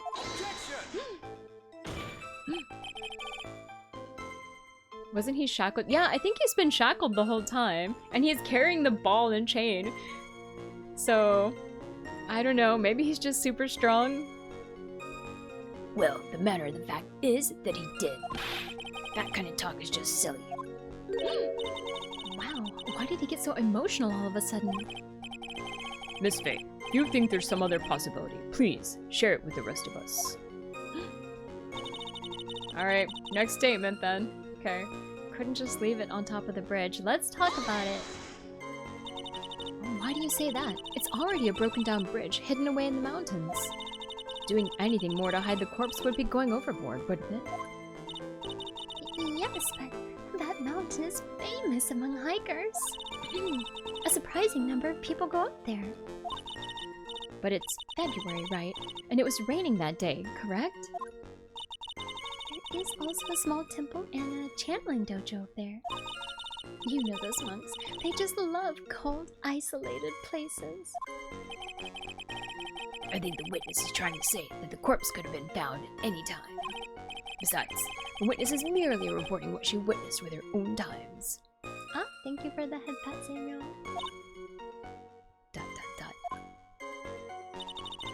Alright, next statement. I'm only supposed to talk about what I saw. Okay, let's talk about it. And you're absolutely certain that it was my client who was carrying the body? Well, he was wearing a prisoner's uniform, but as for his face... So you're saying you didn't get a clear look at his face? Well, they were far away, and it was raining as well. I thought I was only supposed to say exactly what I saw. Excellent. You're a remarkably honest young woman. Something about this testimony is bothering me. But what? Hey, kitten. Have you ever put salt in your coffee? No. Why would I? Why not? Huh? It may actually go better with coffee than sugar, right? Listen, my point is, if you're not sure, you might as well add a ton of salt to it. Yeah, remarkably honest. Sus! It might bring out the rust in something, like a piece of evidence. He's right, Mia. Go present something. You've got nothing to lose. By the way, I wouldn't put salt in my coffee. The two don't go well, after all. What the heck? Alright. Alright. So we're back at the beginning. We have to present some evidence.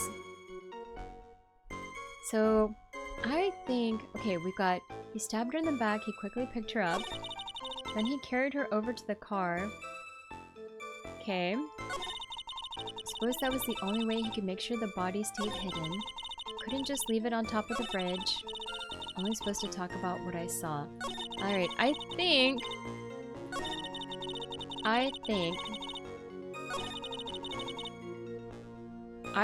that I was looking here earlier, and I still think this is relevant because I think it's the thing that I was trying to present earlier in the last like set of statements, was that she wouldn't be able to see him because of the tall cliffs, right? So how can she know that she brought him over to the car? Because this big cliff was in the way. I thought it was going to be earlier about the picture, because I thought maybe she's like over on the side of the over on this side, like a little further in, but evidently she was able to see the middle of the bridge. But Yeah, maybe it has to be here.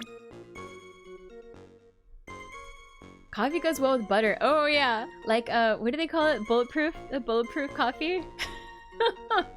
That's like the coffee with butter, right? The game doesn't immediately want you to point that out.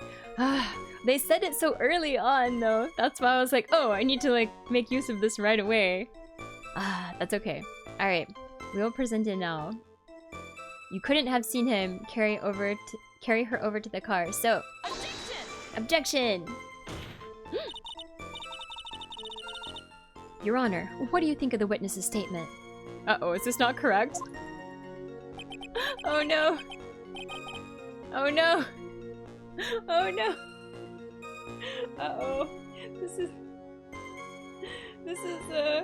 not correct, I guess. Dang it! It's the same kind of thing. I feel like it has to be this, though. Right? What? No! No! We got a penalty again. Okay. It's the same... Is this not the right place to present it? I feel like it has to be this. Yeah, how is this not right? Carried her over to the car. We only have this other statement. We couldn't just leave the body on top of the bridge. This one, I don't think it's this one. The about what I saw. So we have this one. Oh, thank you so much for the follow, Samuel. Welcome, welcome. He couldn't just leave the body on top of the bridge. Suppose that was the only way he could make sure the body stayed hidden. I don't think it's the first one either, right? So this one we have like determined is not useful. And this one we determined is not correct because I feel like the only thing we have to present is the map. I feel like it has to be the map. So then we have two statements. Only way he can make sure the body stayed hidden. Couldn't just leave it on top of the bridge. So I think we have two more. We have enough. Here, you know what? I'm gonna save so that we can go back and in case we run out of in case we run out of options. So then maybe it has to be one of the two remaining statements. Make sure the body stayed hidden or couldn't leave it on top of the bridge. Maybe... I don't know. I feel like... Oh, oops. I didn't mean to do this. Oh, oops. It's okay. I'll just click through this. I didn't mean to do press, but that's okay. Alright. Yeah. Okay. I'll try doing the present on the two last two, and if that's not right, I'll quit and then I'll reload the game so we don't, get lost. Okay.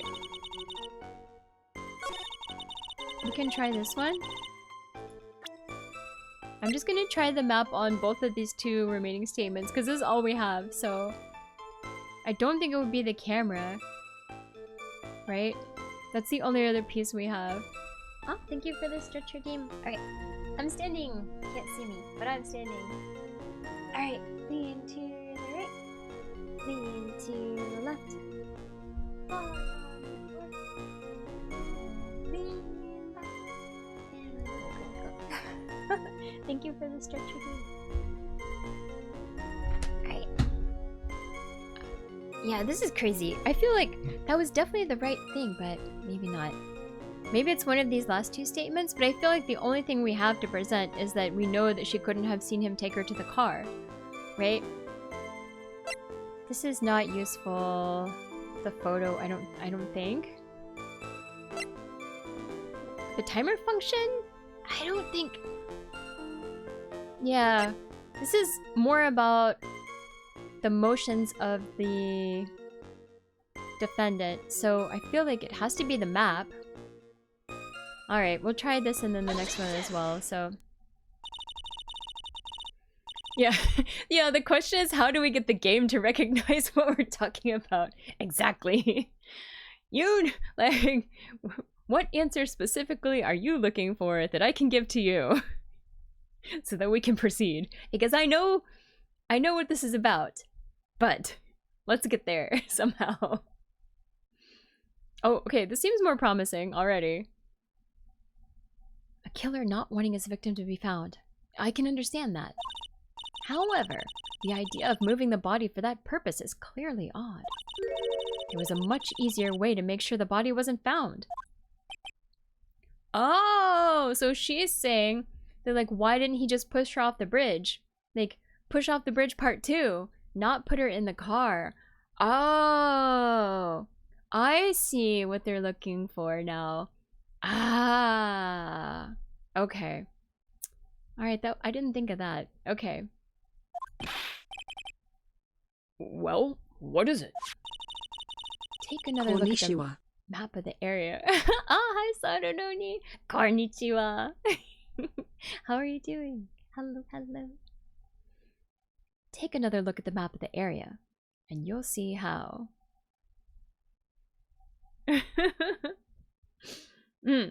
Edgeworth looks so young. Oh yeah, this is the flashback case. Mia's first case. So I suppose he'll be 5 years younger. He's supposedly only 20. Mike actually not that smart. Wait, what happened? XSO.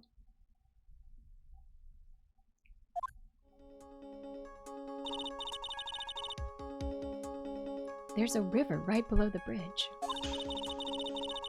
Earlier, Mr. Edgeworth pointed out something interesting about the river. She's supposed to be alive. Wait, what? Who's supposed to be alive? Earlier, Mr. Edgeworth pointed out something interesting about the river. For those who are not aware, Eagle River is well known for its powerful current. Most bodies that fall in are never recovered. Oh. In the kidnapping case 5 years ago, the victim's body was carried away and never found. If the victim's alive, where is she? Oh, she's definitely dead. Wait, but maybe this is 5 years ago. Edgeworth was younger. Mia was alive. Yes. Mia was still alive there. Yeah. She's still alive. And yeah, it's the Canadian judge, eh? He hasn't really said A. Maybe just once. Yeah. This Mia was still alive before she got murdered so cruelly. In the kidnapping case 5 years ago, the victim's body was carried away and never found. If 10 murders were to occur at that same spot above the Eagle River, you can bet your boots that every other killer would have tossed the body in the water. Ah, yeah, so that's what they were getting at. Not that it was blocked by the thing. Once again, I'm fooled by the... I'm fooled by the previously mentioned, like, they're surrounded by cliffs.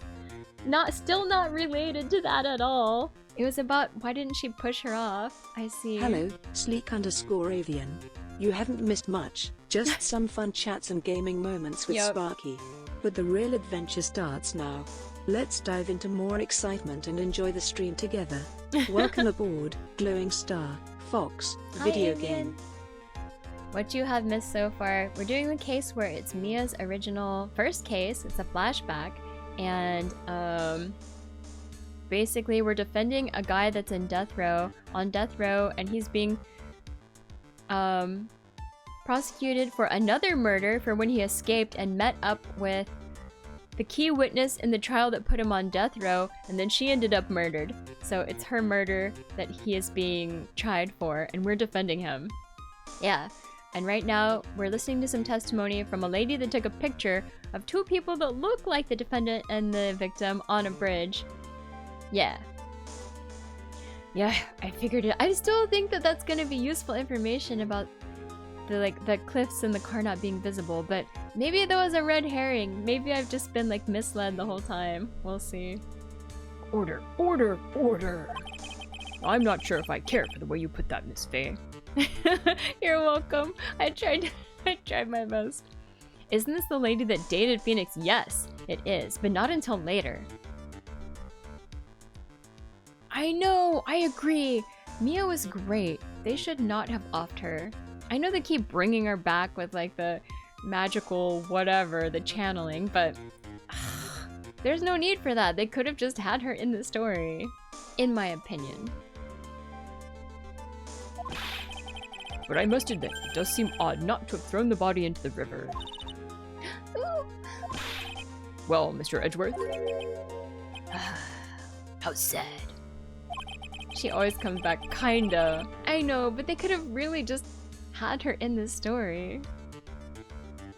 Perhaps Miss Faye would do well to try taking a dip in the river herself. After all, you claim to be such an expert in the ways of nature. I know, right? When he first appeared at the beginning of the trial, Mia was like, "Ooh, he's so good looking," and I was like, "Damn, okay."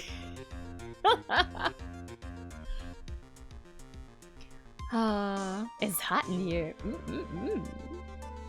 The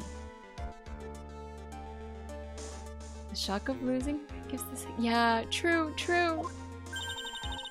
What are you talking about? My point is that no matter how odd you may find the killer's method of body disposal, the fact is that this is what the killer did. None of your arguments have anything to do with what the witness saw. Edgy boy, edgy poo. Quite true. Miss Faye, it seems that your assertion is without merit after all. The only reason he's hot is because he keeps roasting you. He's still kind of hot though. Yeah, Canadian judge. The ripples. Oh yeah. Miss Faye, it seems that your assertion is without merit after all. Yeah, objection.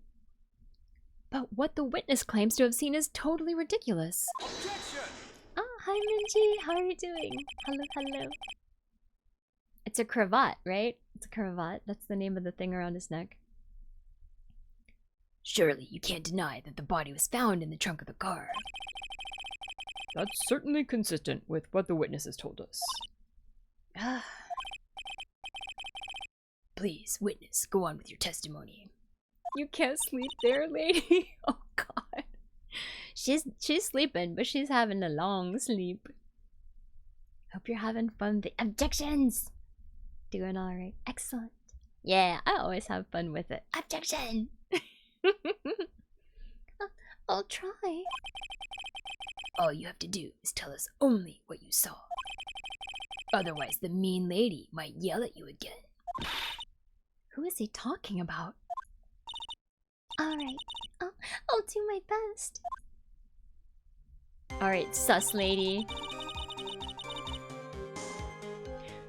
After he stabbed her in the back, he quickly picked her up in his arms.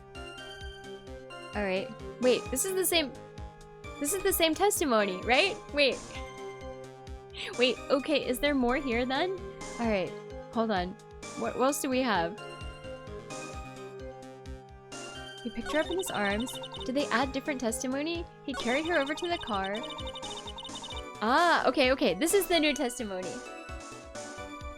The killer broke into the trunk of the stolen car and hid the body in there. I still feel like we have to present the map. I still feel like the key has to be the map. Because she can't see the car from here. It has to be. It has to be. But we'll continue for now. Well, let's press on this.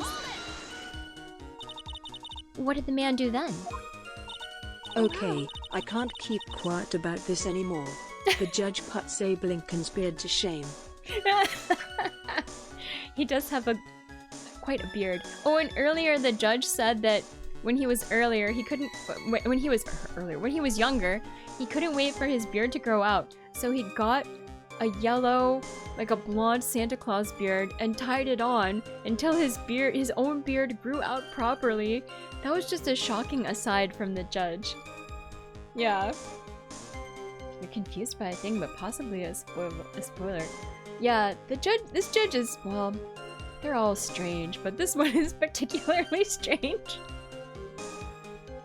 Well, naturally, he got in the car and was about to flee. Oh, hi Cedric's Gaming. Hello, hello. That's when I came to my senses. Hidden Judge. Very much so. I said to myself, hey, you have to call the police. And so that's when you called the police? You're sure that you saw all that with your own eyes? She's so sus. Yes, I'm 100% certain. Sus. Alright, okay. I think we have to go back. So this is the new statement, right? I still think we should present the map. I'm obsessed with the map. I'm obsessed with the map. Okay, I'm gonna save again though. Save. Alright. I'm obsessed with using the map. Alright. I don't believe, because look, she couldn't have, if she was down here below this like ridge, there's no way she could have seen the car, right? She's evil. I'd be obsessed with the map too if I was 5 years old in elementary school. Dude, I was actually really obsessed with maps in elementary school, and I got all these maps and I put them all over my room. I still have a lot of them. I saved them. But they were like real maps. Like actually like maps of the world and stuff. Alright, it's gotta be this. It has to be. Waiting for the edit of the map from Dora the Explorer. Ooh. Oh, this looks promising. I like the look on Mia's face.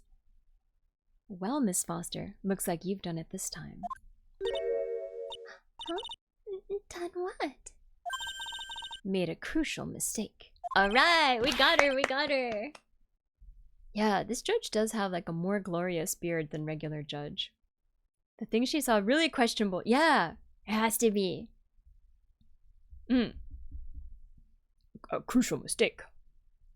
Like what, Miss Faye? Yeah, I really loved having maps all over my room. The killer broke into the trunk of the stolen car and hid the body in there. You were saying you saw that, right? With your very own eyes? Yes. And? It's simple, Miss Foster. Take a look at the diagram. The place you claim to have taken the photo from that day is here. Do you see what I mean?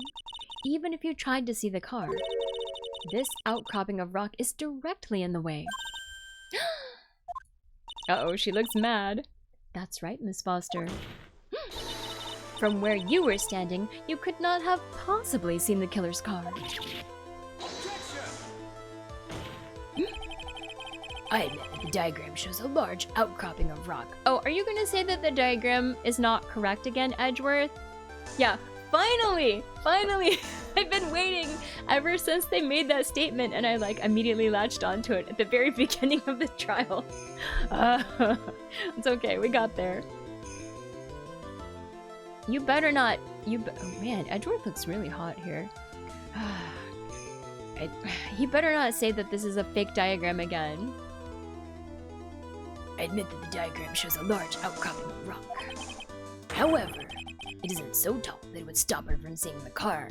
What? Come on! That's right. It's not high at all. I was able to see his car just fine. Uh-oh, we got the bang flick. The bang flick. Okay, we got it. Yeah, actually you're on a bulldozer. Yeah, Edgeworth's so young. But he's like 20. I'm so sorry, but that just doesn't wash. I believe it was the witness who presented this as evidence to the court, yes? This is the location that the photo was taken from. Your own photo tells us the whole story. Yeah. Ah, yep, okay, we got her. You can clearly see the left side of the bridge, but the outcropping that is being referred to is really more like a cliff. Yeah. Smack! Your view should have been completely cut off by this cliff.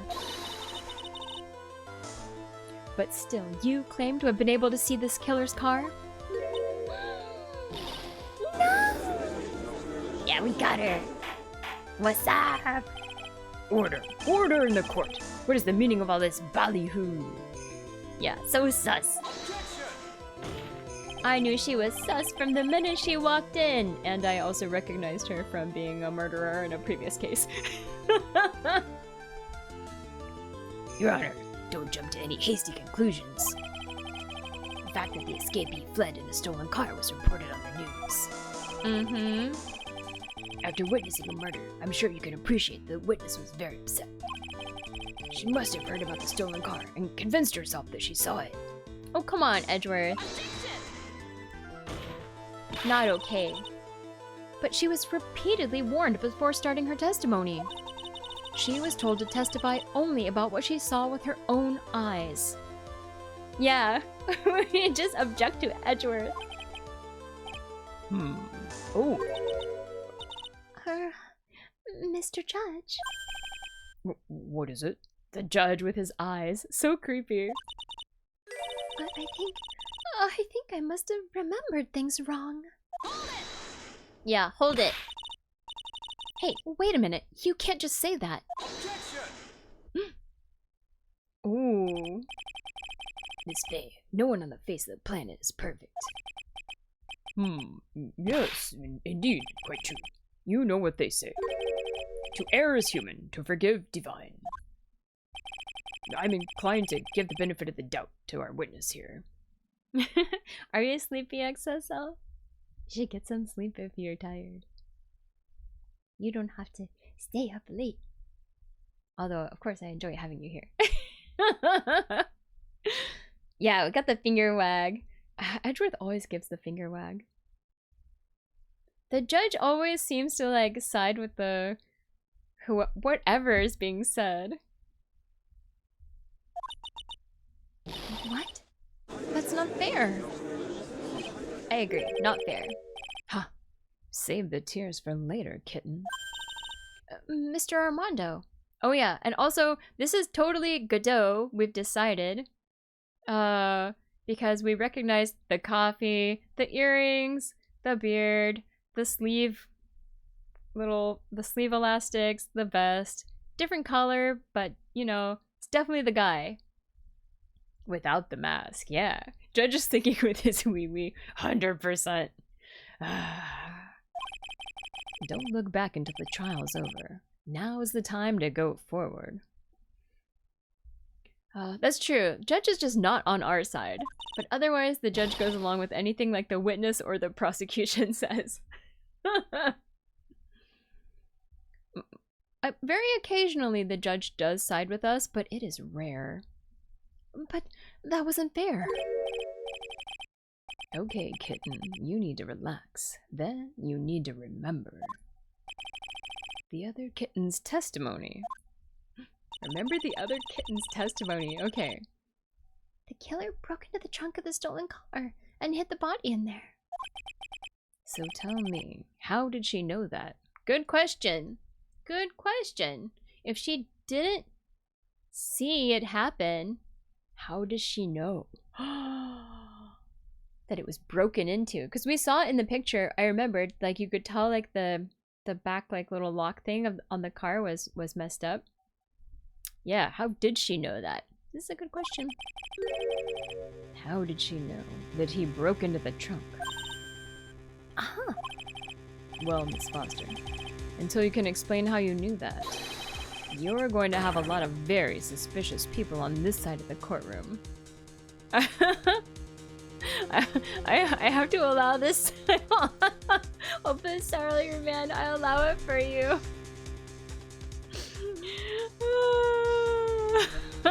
Oh my. Oh my.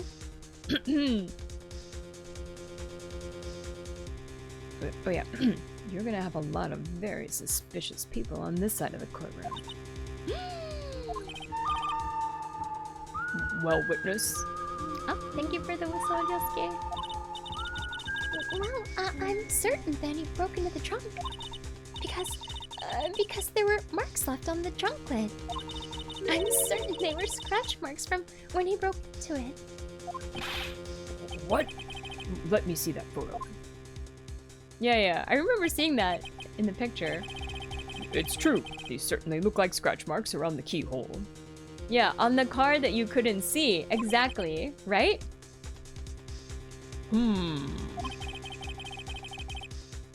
It's obvious that this trunk has been broken open.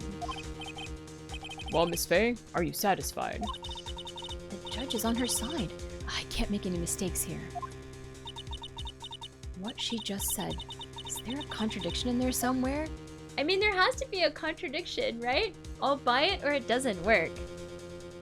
It's not her picture of the body. No, it's not. The only picture from her is the picture on the bridge. So we have to say it doesn't work. Yeah, it doesn't work. Melissa Foster. It looks like you finally betrayed yourself. What? You said you were in a field taking photos of wildflowers. But even so, you knew about the scratches. The question is when? When did you get a chance to see those scratches? Oh yeah. We chose correctly. Finally, I've got her. Huh, I'm getting pretty tired of waiting over here. Then perhaps it'd be faster if Miss Faye explained herself. Your Honor, there's only one possible explanation. Who is this Armando? My suspicion is that Armando is Godot, but 5 years ago. And he has the same like arm elastic bands on his shirt. He has the same love for coffee. He keeps drinking and mentioning coffee. He's got earrings, he's got the beard, he's got the vest with the stripes on it. Different color, but yeah, shouldn't he be tired of holding his mug?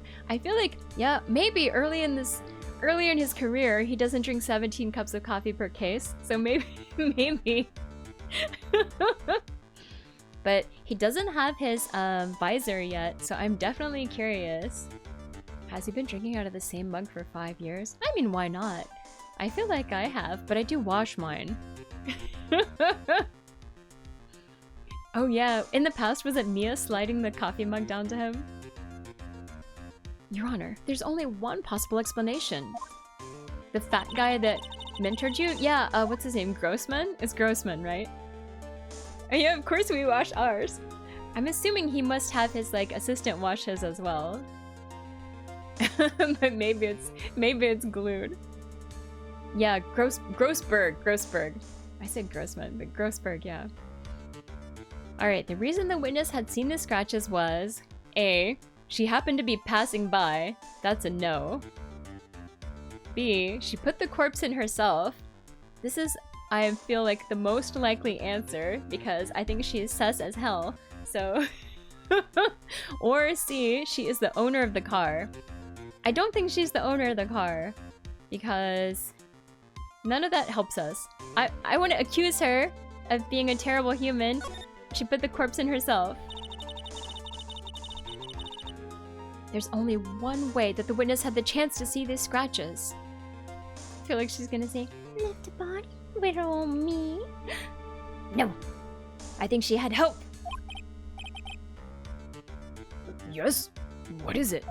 Those innocent eyes hold only lies. Yeah. Naturally, when she opened the trunk and stuffed the corpse in herself. She's in cahoots. I think she's in cahoots with the not serial killer, the death row inmate guy.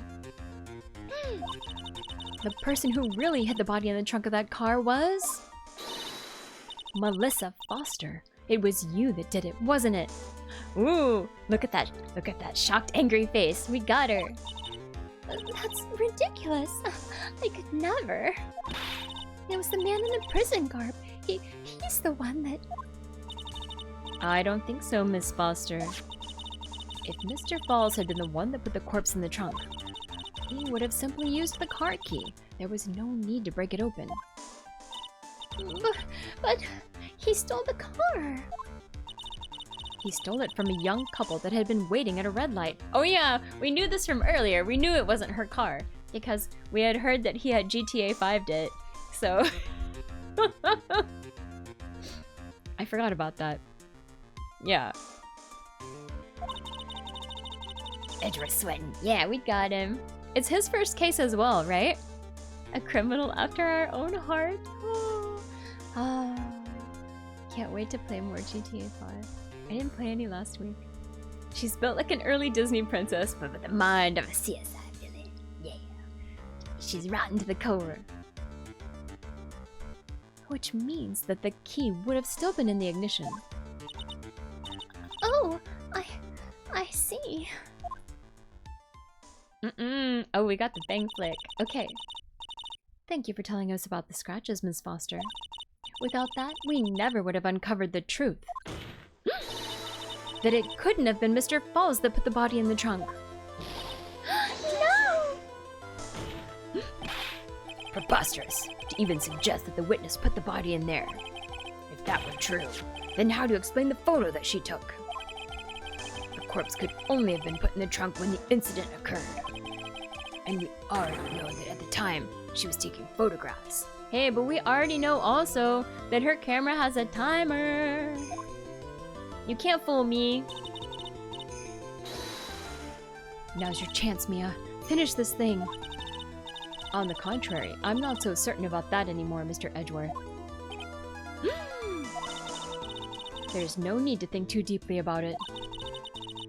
What I'm saying is that the shutter for this may not have been pushed by Miss Foster herself. Yeah, that's right. Has a timer function. Take that! Let's take another look at this camera and see what features it has, shall we? It has a timer built into it, even a mini tripod. Why? It's almost as if she had brought this camera just to take this picture. Uh-oh. What are you trying to say then, Miss Faye? That when the crime occurred, Miss Foster wasn't in the field as she claimed? Well, if she really did use the camera's auto timer, then the answer is yes, she was somewhere else. Exactly. She was not in the field. Would the defense please explain further? Listen, this is a crucial point. Where was Miss Foster when the incident occurred? Yeah. It's very sus. Very sus. Yeah, let's see. Wait. Is the picture actually of her, is she cosplaying as the victim? Could be. In answering that question, we'll also make clear Miss Foster's true identity. Well then, please answer this question. Alright. Maybe then, you know, they said you can't see things very clearly, so it seems like this whole thing has to be a setup. So I'm gonna say she was cosplaying as the victim.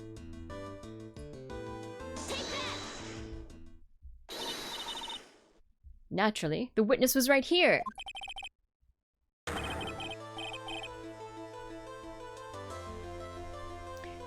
Yeah, it didn't let you look at the photo again, I think, so I just had to like guess. But I feel confident because they show this like photo where you can't see things clearly, which like immediately makes me think that like, oh, if you can't see things clearly, then that means people are not who you think they are. But that's where the victim, Miss Hawthorne, was standing. Yeah, this looks correct. This looks correct. Alright, we got it. Order! Miss Faye, what on earth? Your Honor, if I may.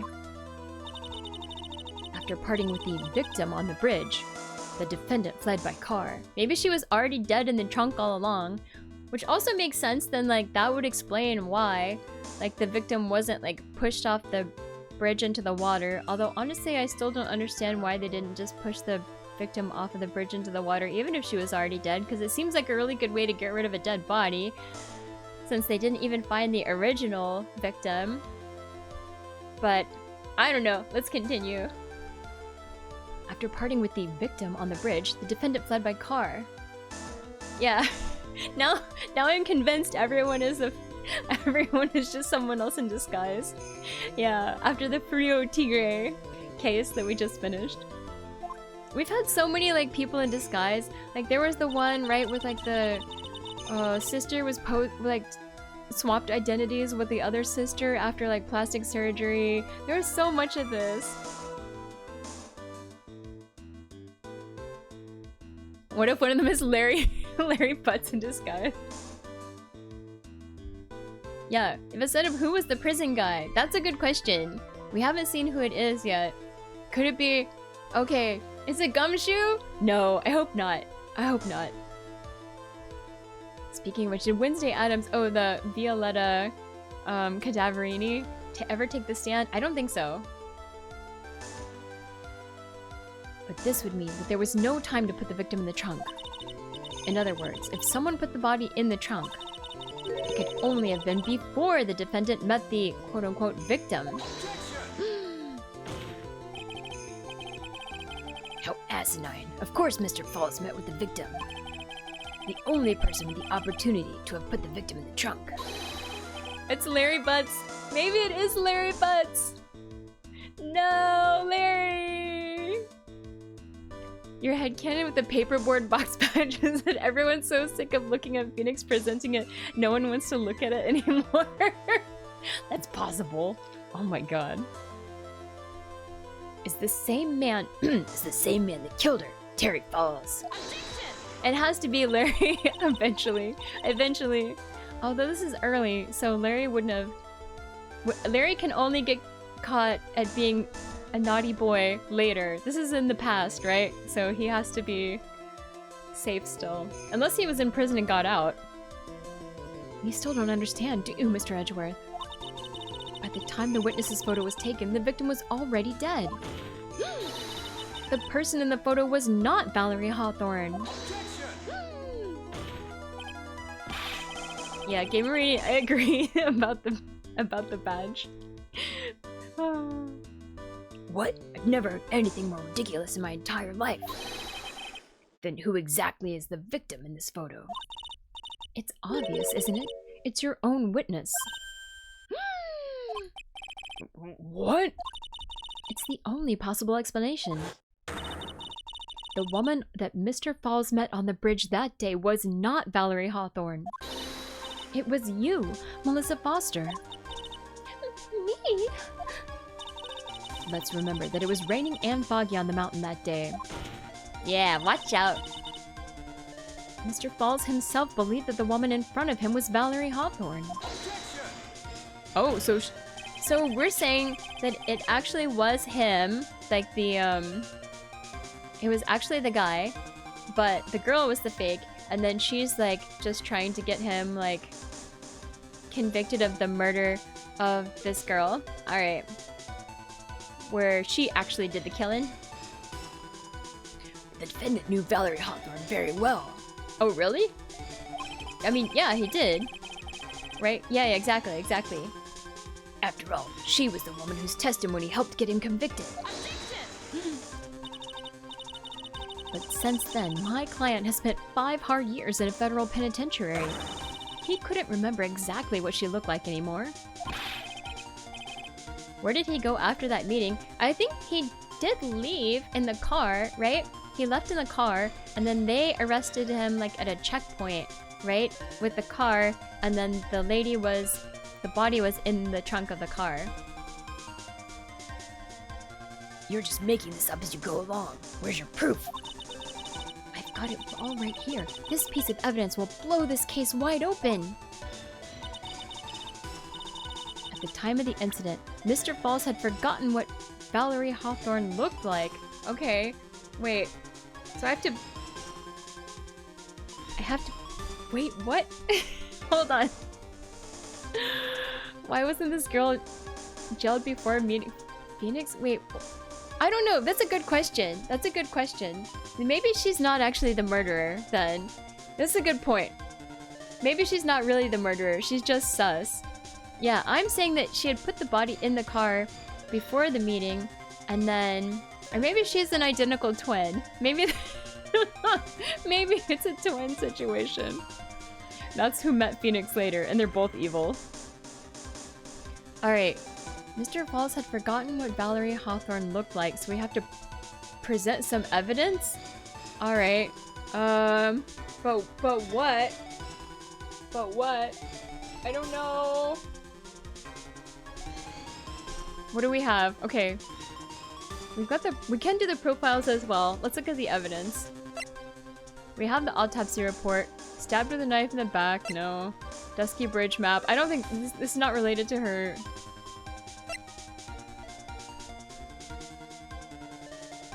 We have this note that says that she has to wear a white scarf for identification, right?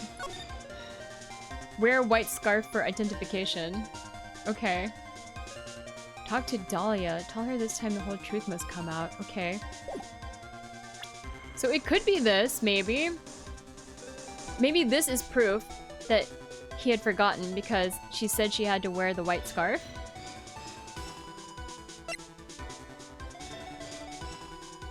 And then we have the photo. I don't think it's this.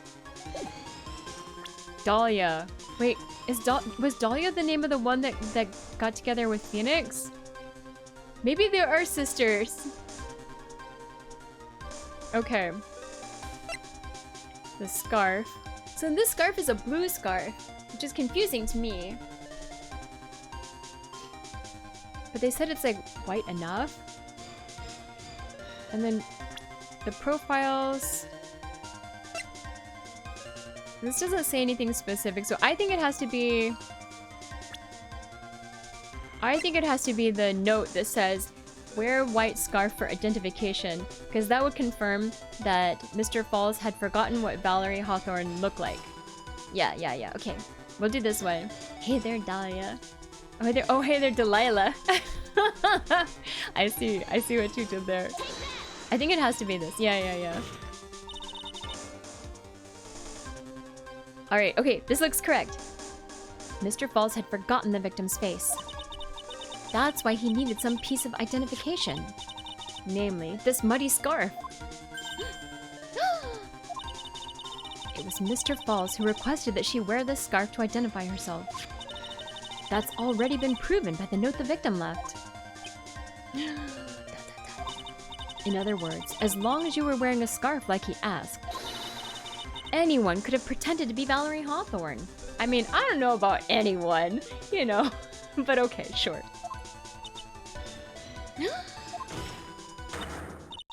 Well, what do you have to say to that, Melissa Foster? Yeah, anyone seems like a stretch, I agree. Yeah, what if it was Larry? Or the judge? Right? Okay. Wait, she ran away? Where is she? Oh my god. Hello?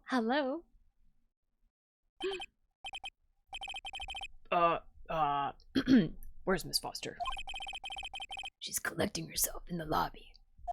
Oh, she did run off. Oh my god. Yeah, what if the prison dude was wearing the scarf? Exactly. It's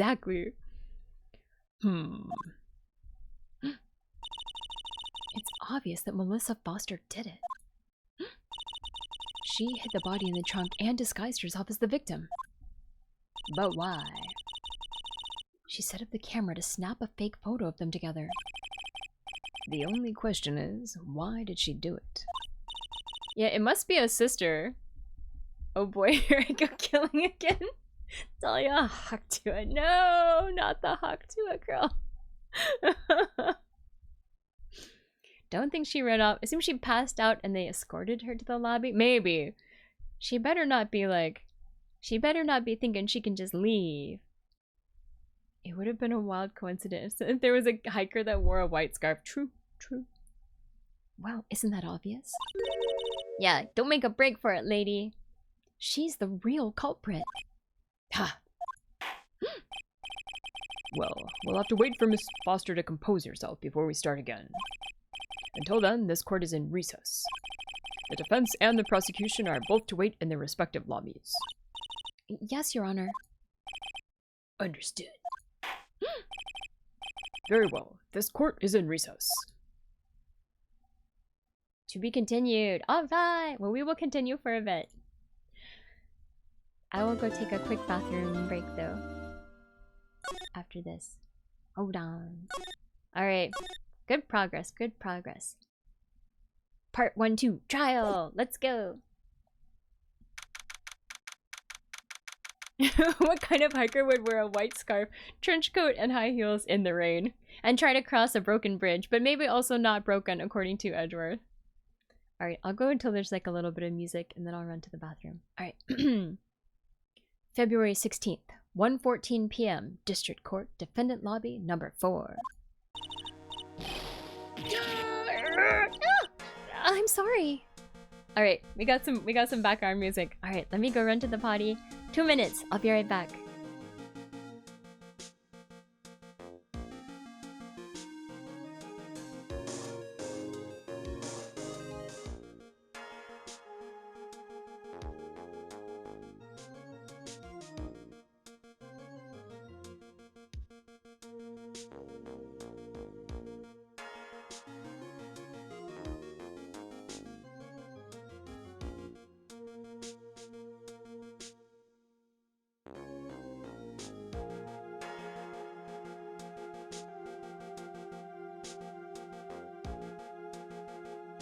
Larry Butts. Sparky rates him a solid 8 on the suspicion scale. That guy sure knows how to find trouble. But hey, he keeps things interesting, right? Let's see what antics he's up to next. Thoughtful face, Detective Fox.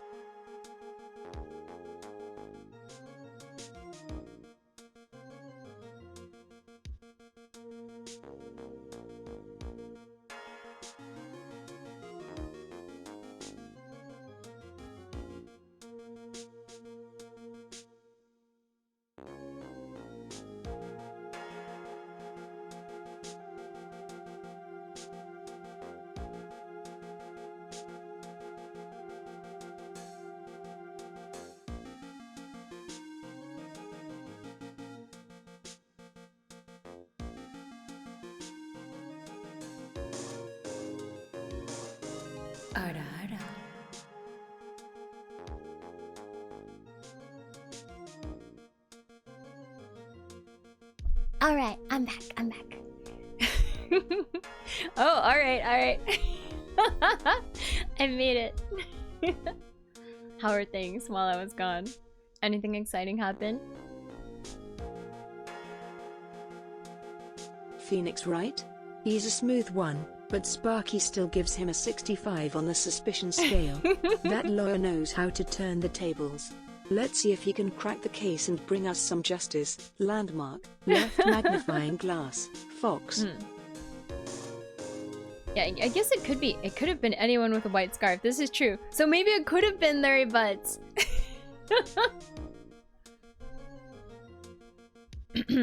He's eating a... Yeah, this guy is a little crazy. I'm sorry. I'm sorry. He seems very nervous. I want to say thanks. You're real good. You really hooked me up. It's emotional support ball and chain. Hi Times. How are you doing? Hello, hello. I'm glad I made it within the time frame. Yeah.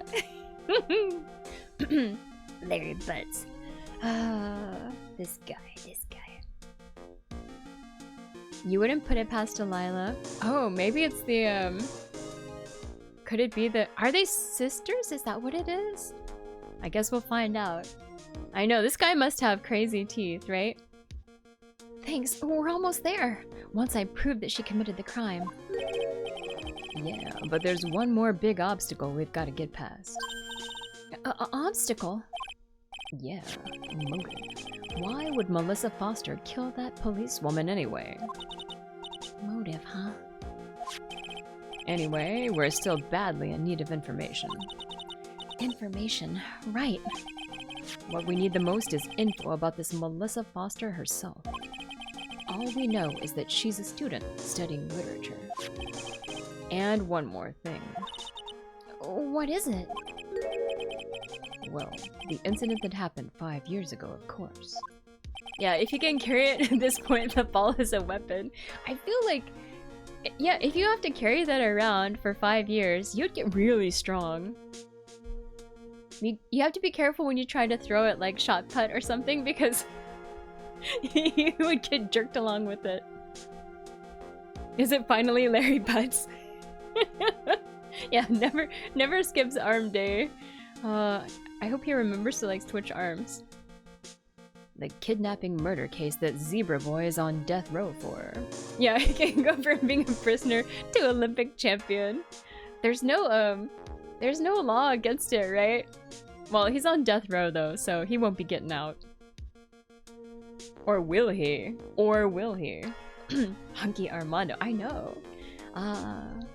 Now that I see what Kato looks like behind the visor, I'm intrigued. Intrigued.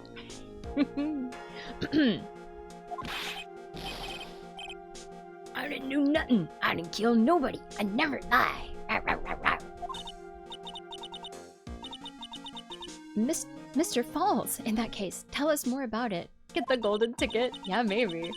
About what happened 5 years ago. Okay, I trust you. That day, 5 years ago, I dreamt of it every day. Why does he keep calling you kitty or kitten? That was never explained. I think it's just casual sexism.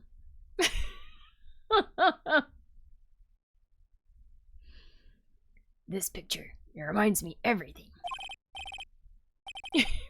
Probably not wrong. Yeah. Yeah, she's clearly wearing... Bridge looks same. Just like then, 5 years ago. He called every woman kitten? That seems about right. What did you miss? So this is a flashback case. We're playing as Mia, and we're defending a guy who's on death row who escaped, and then he met up with the lady who was the key witness in his previous conviction that he's on death row for, and then she ended up dead, and he got caught, and now we're defending him. And there's a sus lady that we think actually did it. That's about it so far. That's the important points anyway. Like it can fall apart.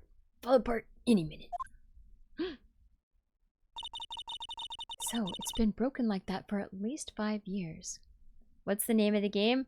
It's in the... Wait, did I not put the... Oh, the category is set. Okay. Phoenix Wright, Ace Attorney. Yeah. Yeah, usually sometimes I forget to set the category on Twitch, but it's, yeah. So, it's been broken like that for at least 5 years. Yeah, literally catcalling. Ah, hi, Rabble Rouser. Pretty prisoner meets Carmen Sandiego. Sorry, buddy, but you sound like the one that could fall apart any minute. It's true. I did kidnap her. You're playing Hollow Knight right now. Great. I hope you have fun. 5 years ago, I kidnapped my girlfriend, Dahlia Hawthorne. Oh, okay. Falls dated Dahlia. Okay. Your girlfriend? Huh? Hey, hold on there. Did you say Hawthorne? Yeah, exactly. The victim's last name. Dahlia Hawthorne. Valerie's little sister. What? Are you serious? Oh, yeah, ruh-roh. That girl, let her go. What? Okay, let's see. Shut up. Come closer and I kill her. What?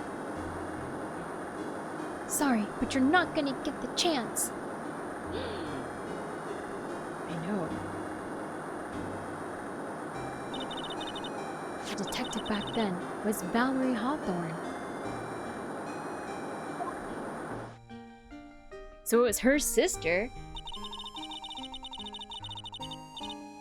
At first, I thought shooting someone for a kidnapping was crossing the line, but...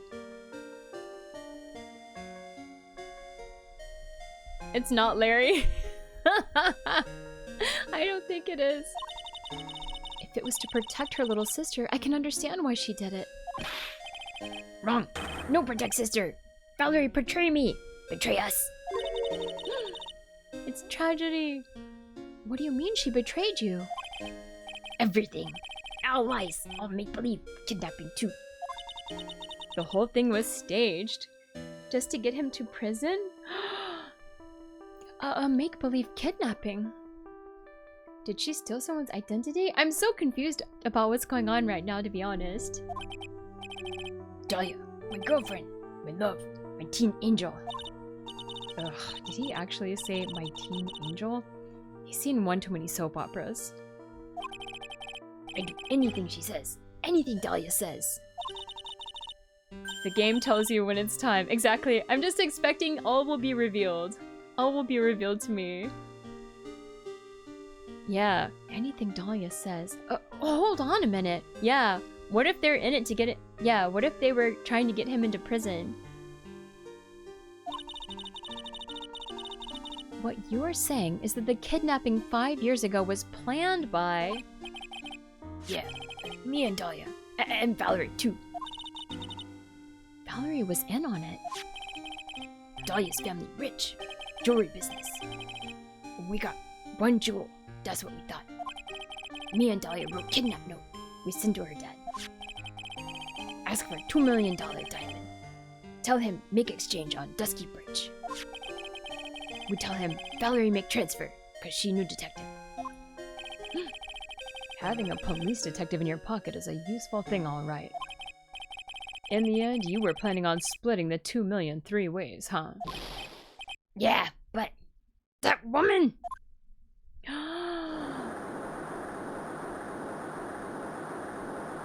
What?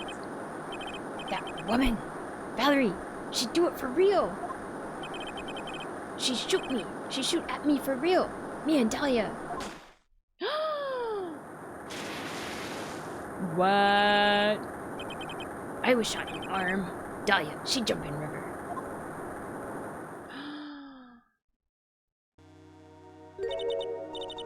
Jump?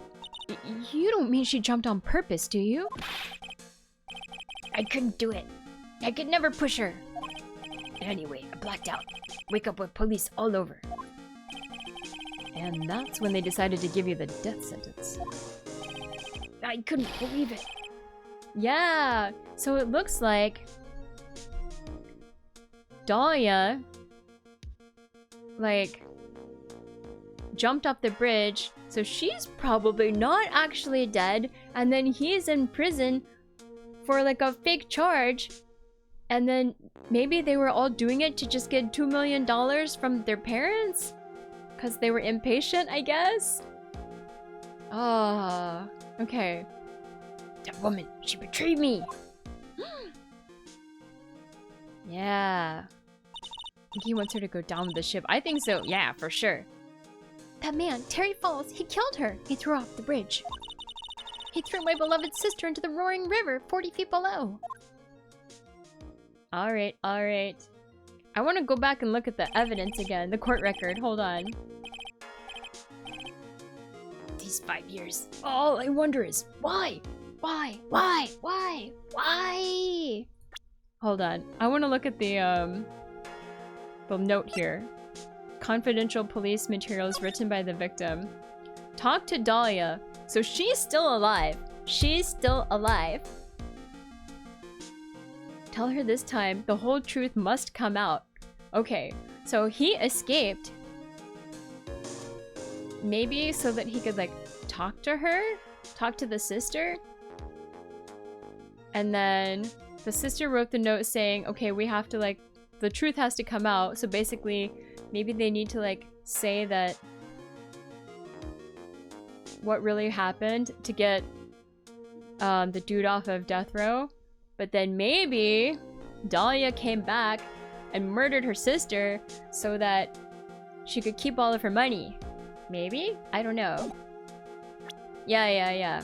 I think it's a still maybe it's also stolen identity, but yeah, I think they're also trying to like frame him. Yeah, no, I think you're right. I think it must be Dahlia, because the lady in the future that looked exactly like this lady was Dahlia. So maybe now that we know the name here is Dahlia. Oh my god, okay. This is so elaborate. Very Ace Attorney. Why did she lie? That's all I want to know. So that's why you called her. You wanted to hear the truth from Valerie herself. Yes, but I forget what she looked like, so I tell her to wear a scarf. I don't want to hurt her. Just ask why. Why? Why did you lie? Why did you betray me? I just want to hear an answer come from her mouth. That's all. So that's why. That's why you made a crazy escape like that. Yeah. Very, very Ace Attorney. Very Ace, much attorney, such objection. Wow. Just one thing, Zebra Boy. My senses are tingling all over. Tell me, Mr. Falls, where is it? Huh? Where's what? Thank you for the clip, XSL. Not gonna lie, Falls looks like a cross between Markiplier and Pinhead. I have to allow this. I will allow it. Between Markiplier and a Pinhead. Somehow Pinhead was a banned term. I don't know why. It got past Sparky.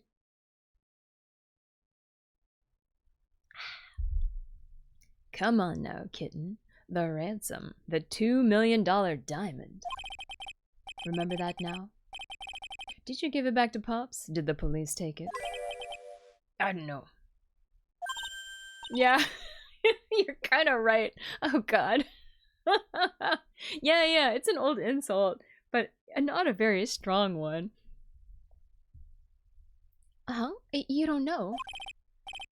No, really. I don't know. It's gone. With Dahlia. With Dahlia?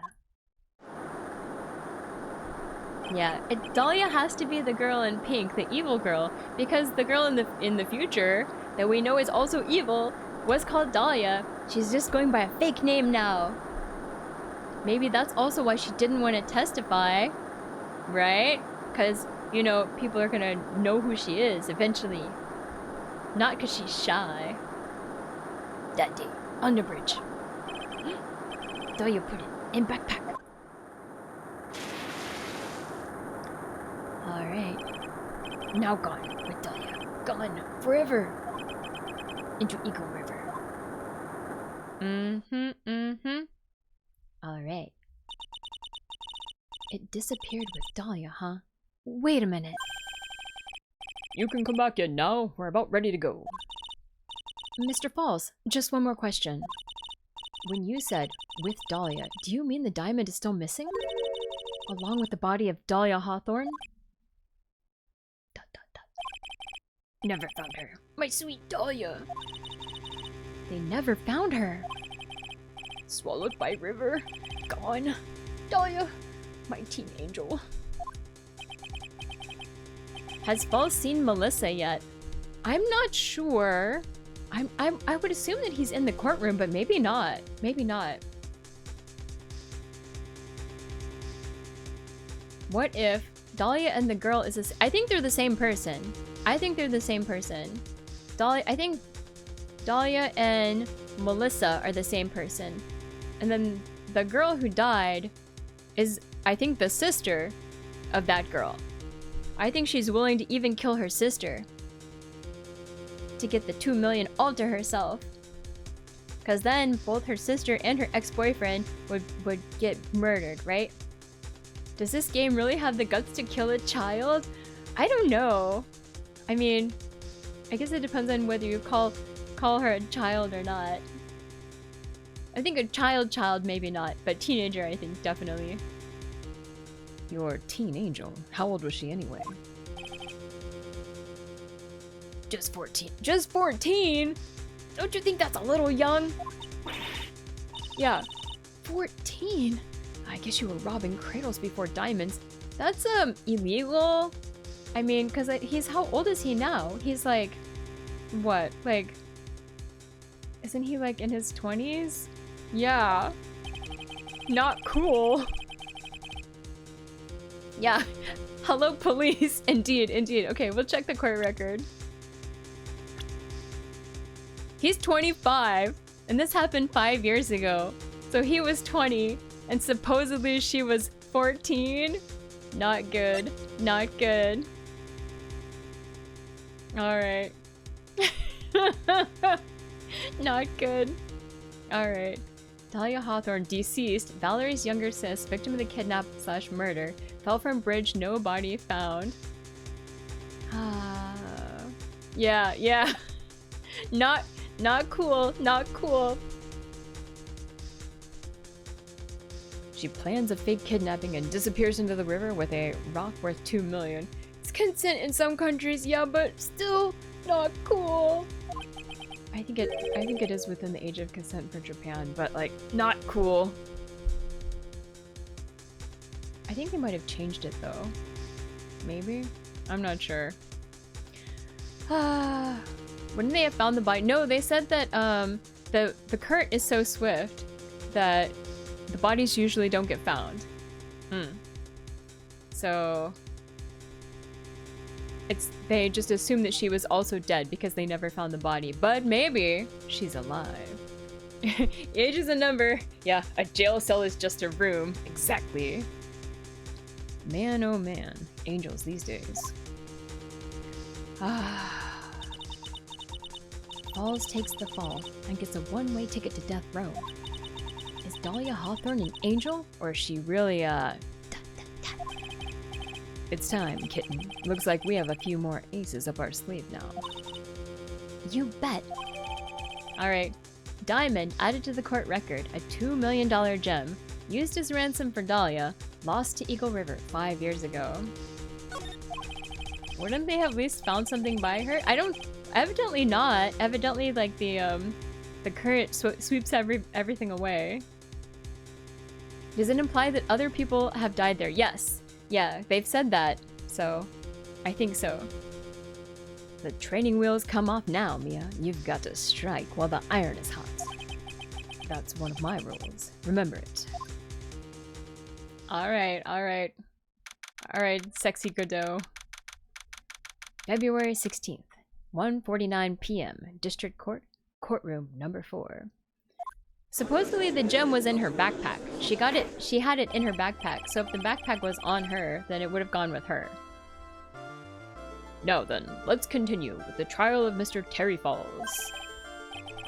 Yeah, when Yakuza say you're sleeping with the fishes, this river is where those fish live. Yeah, pretty much. Witness, are you feeling better?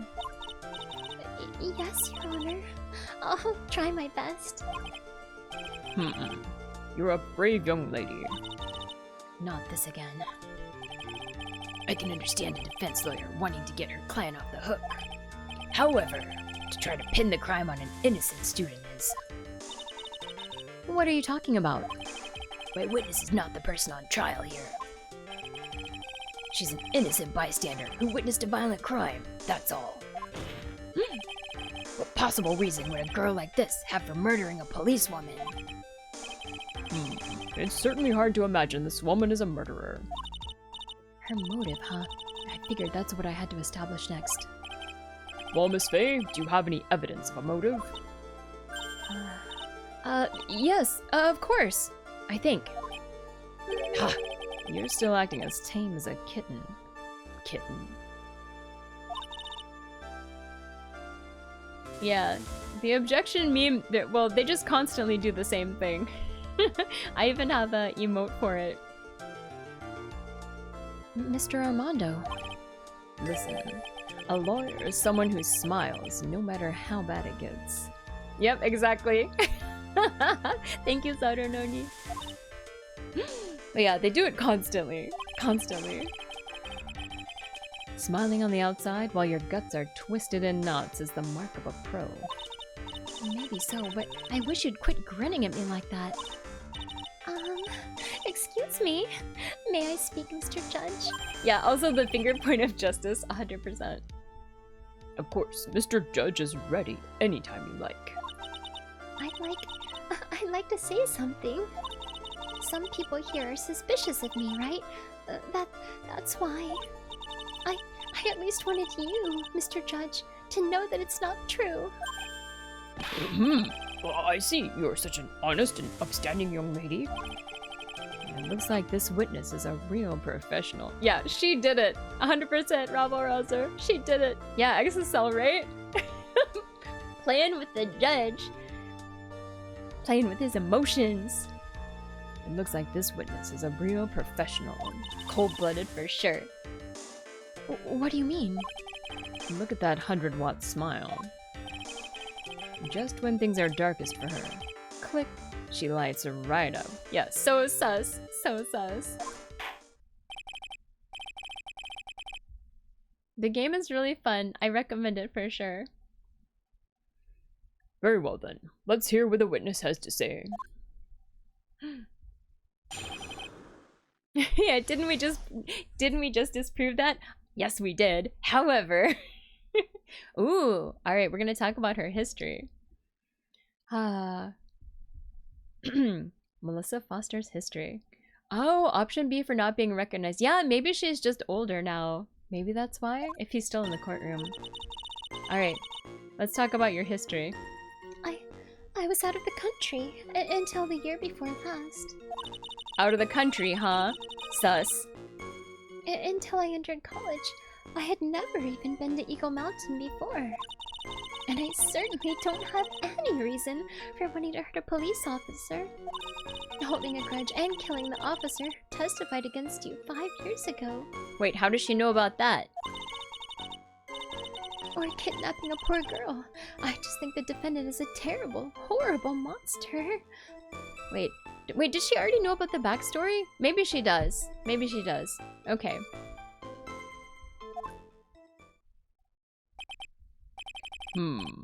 Out of the country, eh?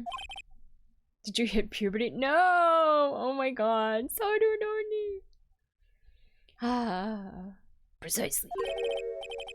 Maybe she does know about the— we were talking about it, I guess. We were talking about some of like the backstory of the case, so. Furthermore, she has no possible motive for committing murder. Indeed. You're up to bat, kitten. Sharpen those claws and put on your best smile. You bet. Somehow, I have to tie her to this case. Alright. Cross-examination. Melissa Foster's history. Let's talk about it. First, we're just gonna press on everything as usual. Out of the country, huh? Hold it. So, what country were you living in then? We were all living abroad, but after my parents were killed... It was a brutal civil war. She had to try to make her way back home alone. I lost everything. I didn't even have any personal identification. Oh, no personal identification. How convenient. What kind of a sob story is this? What do I do? Should I press her for details? Yeah, press harder, press harder. Yeah, also she didn't say what country either. Witness, answer my question. I'll even repeat it for you. What country were you in? Oh, Samuel_Jaeger. Sparky's detective instincts are tingling. Melissa does seem a bit sus.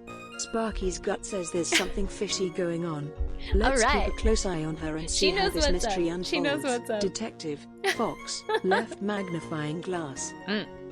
Your Honor, this line of questioning is childish. What country she was in and how many languages she may speak are irrelevant here. Yeah, I agree with Grandma Sparky. We live in Jamaica, so Mexico. Maybe. What we're here to evaluate is whether this witness has any connection to this case. I've lived abroad ever since I was a little girl. That's why I could never have known Mr. Falls or Detective Hawthorne. Yeah, yeah, who knows? Who knows? This is so sus, though.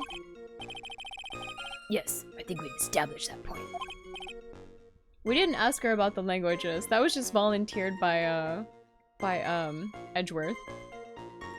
Yes, indeed. Well then, shall we add what you've just stated to the official testimony? Yes, please, Mr. Judge. Alright, naturally, I didn't know either the victim or the defendant. Okay, got it, got it. Let's talk about it. Presumably includes passport. Indeed, right? You didn't know either person. Are you certain of that? Yes, I'm afraid I'm rather shy around people. Oh well, that can be helped. Why is he just agreeing with everything that comes out of her mouth? I mean, we all know why. The first time you saw either of them was when they were on that bridge, correct? Yeah. I wish they could have a chat. Yes, it really was a coincidence. Alright. Never been to Eagle Mountain before. Let's talk about it. So, what made you decide to go to Eagle Mountain anyway? I just love being outdoors. Picnics, hiking, you know, that sort of thing. You don't look like much of a hiker to me, but you do look like a digger of sorts. Oh my god.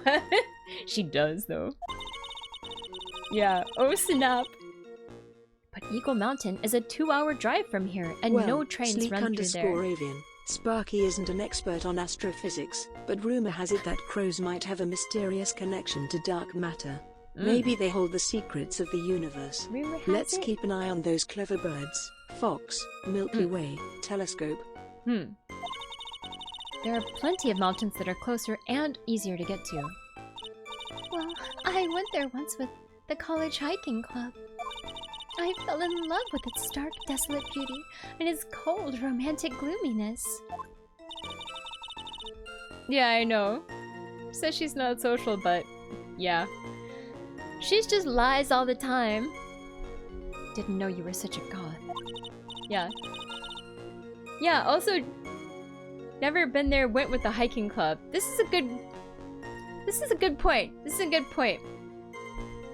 By the way, what's the name of your college?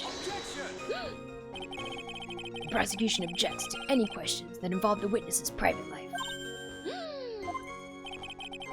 All that matters is that she is a material witness to a crime. The witness doesn't need to respond to questions that are clearly malicious in intent. Thank you. She's really gone too far. Miss Faye, you're treading on thin ice here. I hardly said anything. Talk about sensitive. Don't have any reason for wanting to hurt a police officer. Alright, let's talk about it. Perhaps, but your behavior that day was very suspicious. Not only have you contradicted yourself here in court, but you know things you shouldn't. For example, the scratches on the trunk of the car. Well, that's... Yeah, he's getting desperate. Oh, Judge. Or are you talking about Edgeworth? Both of them, really. Unfortunately, Miss Faye, your last statement proves nothing. Oh, really? And why is that? The witness came to the police station once to identify the suspect.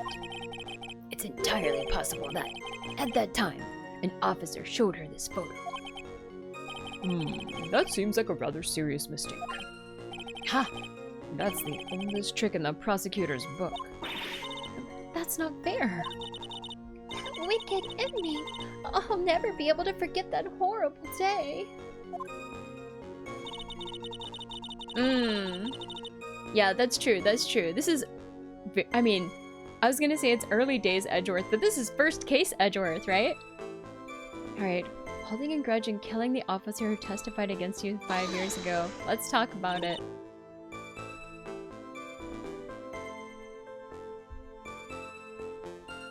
Wait, the rest of the- you want me to say the rest of the cross-examination? I can say that if you want. But that's a weird thing to request.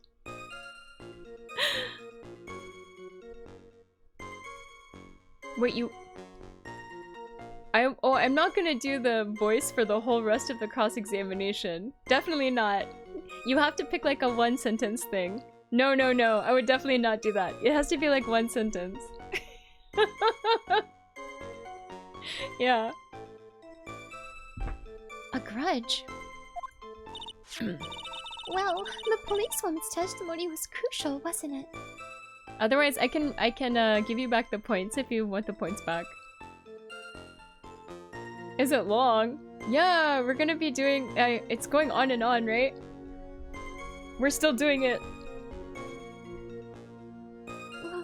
policewoman's testimony was crucial, wasn't it? Crucial in getting the defendant sentenced to death. Yes, that's precisely why he harbored such deep anger against her. So much anger that he forgot his own guilt.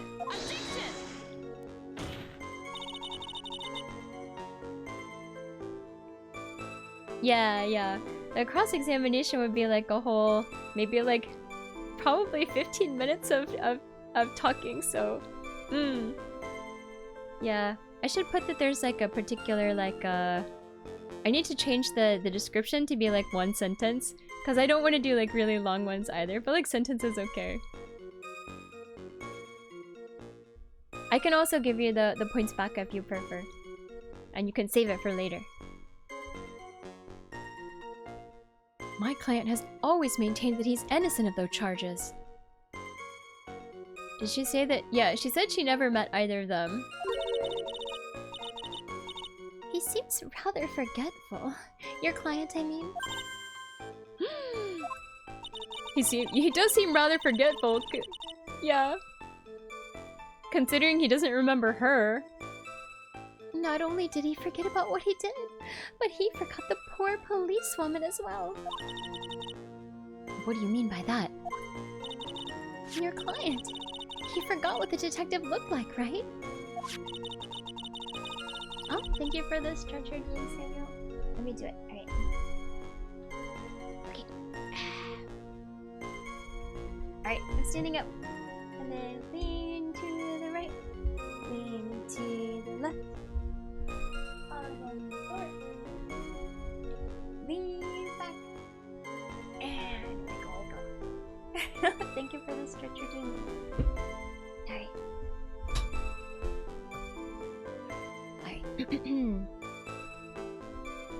It's too bad for her that he didn't forget about her testimony as well. Well, she's right about that. Mr. Falls is kind of forgetful. Wait and see, or press harder! Press harder! Always! Of course. You said he forgot what the detective looked like. What do you mean by that? Well, he couldn't tell who she was without some kind of identification, right? Quite right. That's why the victim was wearing a scarf as identification. Why, if I'd been wearing a white scarf that day, then he probably would have tried to kill me. That's true. He's clearly a bitter man. This is bad. Mr. Fall's reputation just keeps getting worse and worse. Oh, thank you for the head pat, Samuel. Thank you. Sometimes it's best not to poke too deep. What should I do with that last statement? Oh, thank you, XSL, for the clip. Yeah, we talked about the scarf and like the and the note already, so I think it's fine. Alright, let's have it added to the testimony. Never say leave it alone. Your Honor, what the witness said just now was tremendously important. I'd like it added to the official testimony. No? Oh, okay. The prosecution has no objection. After all, the defendant is a killer and a mentally unbalanced one at that. That testimony only helps to further prove that point. No, that's not why I... Enough. Witness, if you would. My pleasure, Mr. Judge.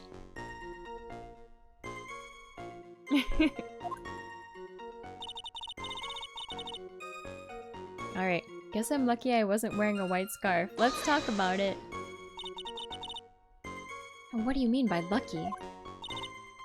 Well, it's February now. Everyone's wearing scarves. If I had accidentally worn a white scarf like he said, then you yourself might have been killed. That would have been a terrible loss for this world. Huh. Looks like you pressed too hard this time, kitten. She knows the white scarf. We did talk about it previously, so I think she knows about it. I think? Maybe? Although the actual scarf that was worn was like a blue scarf. So that's also weird. So maybe it doesn't matter if it was a white scarf or not. Keep looking around you and you're gonna lose sight of the finish line. Justice is blind, but she's not deaf. Sometimes you have to know when not to talk. Random thought, maybe the reason she was 14 is that so she can still be his teen angel at 19 now? Oh god, I don't know. This game is too confusing. Yeah, I think what we're doing now is we're trying to get to where we can say that we know that she's actually Dahlia.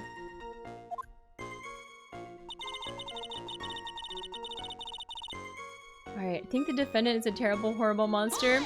Let's talk about it. You knew about that incident? But weren't you out of the country until the year before last? Well, I saw a report about the escaped convict on the news. They had an in-depth report about his whole history. So, you were still living abroad 5 years ago, is that right? Yes. I can't let her get away with these lies! Listen to me, she's neck deep in this whole thing. Somehow, you're just gonna have to get her to show the court her true self. Alright. So the thing that like stands out to me the most of this is the thing about the scarf. Maybe I don't know, maybe she didn't know about the scarf part? I feel like that's the most suspicious thing. And we know that the scarf is blue. The actual scarf is blue, right? Lucky I wasn't wearing a white scarf, but this actual scarf was blue scarf, right? So maybe we should present this because it's clearly a contradiction, right? That's all I can come up with. It seems good. It seems good.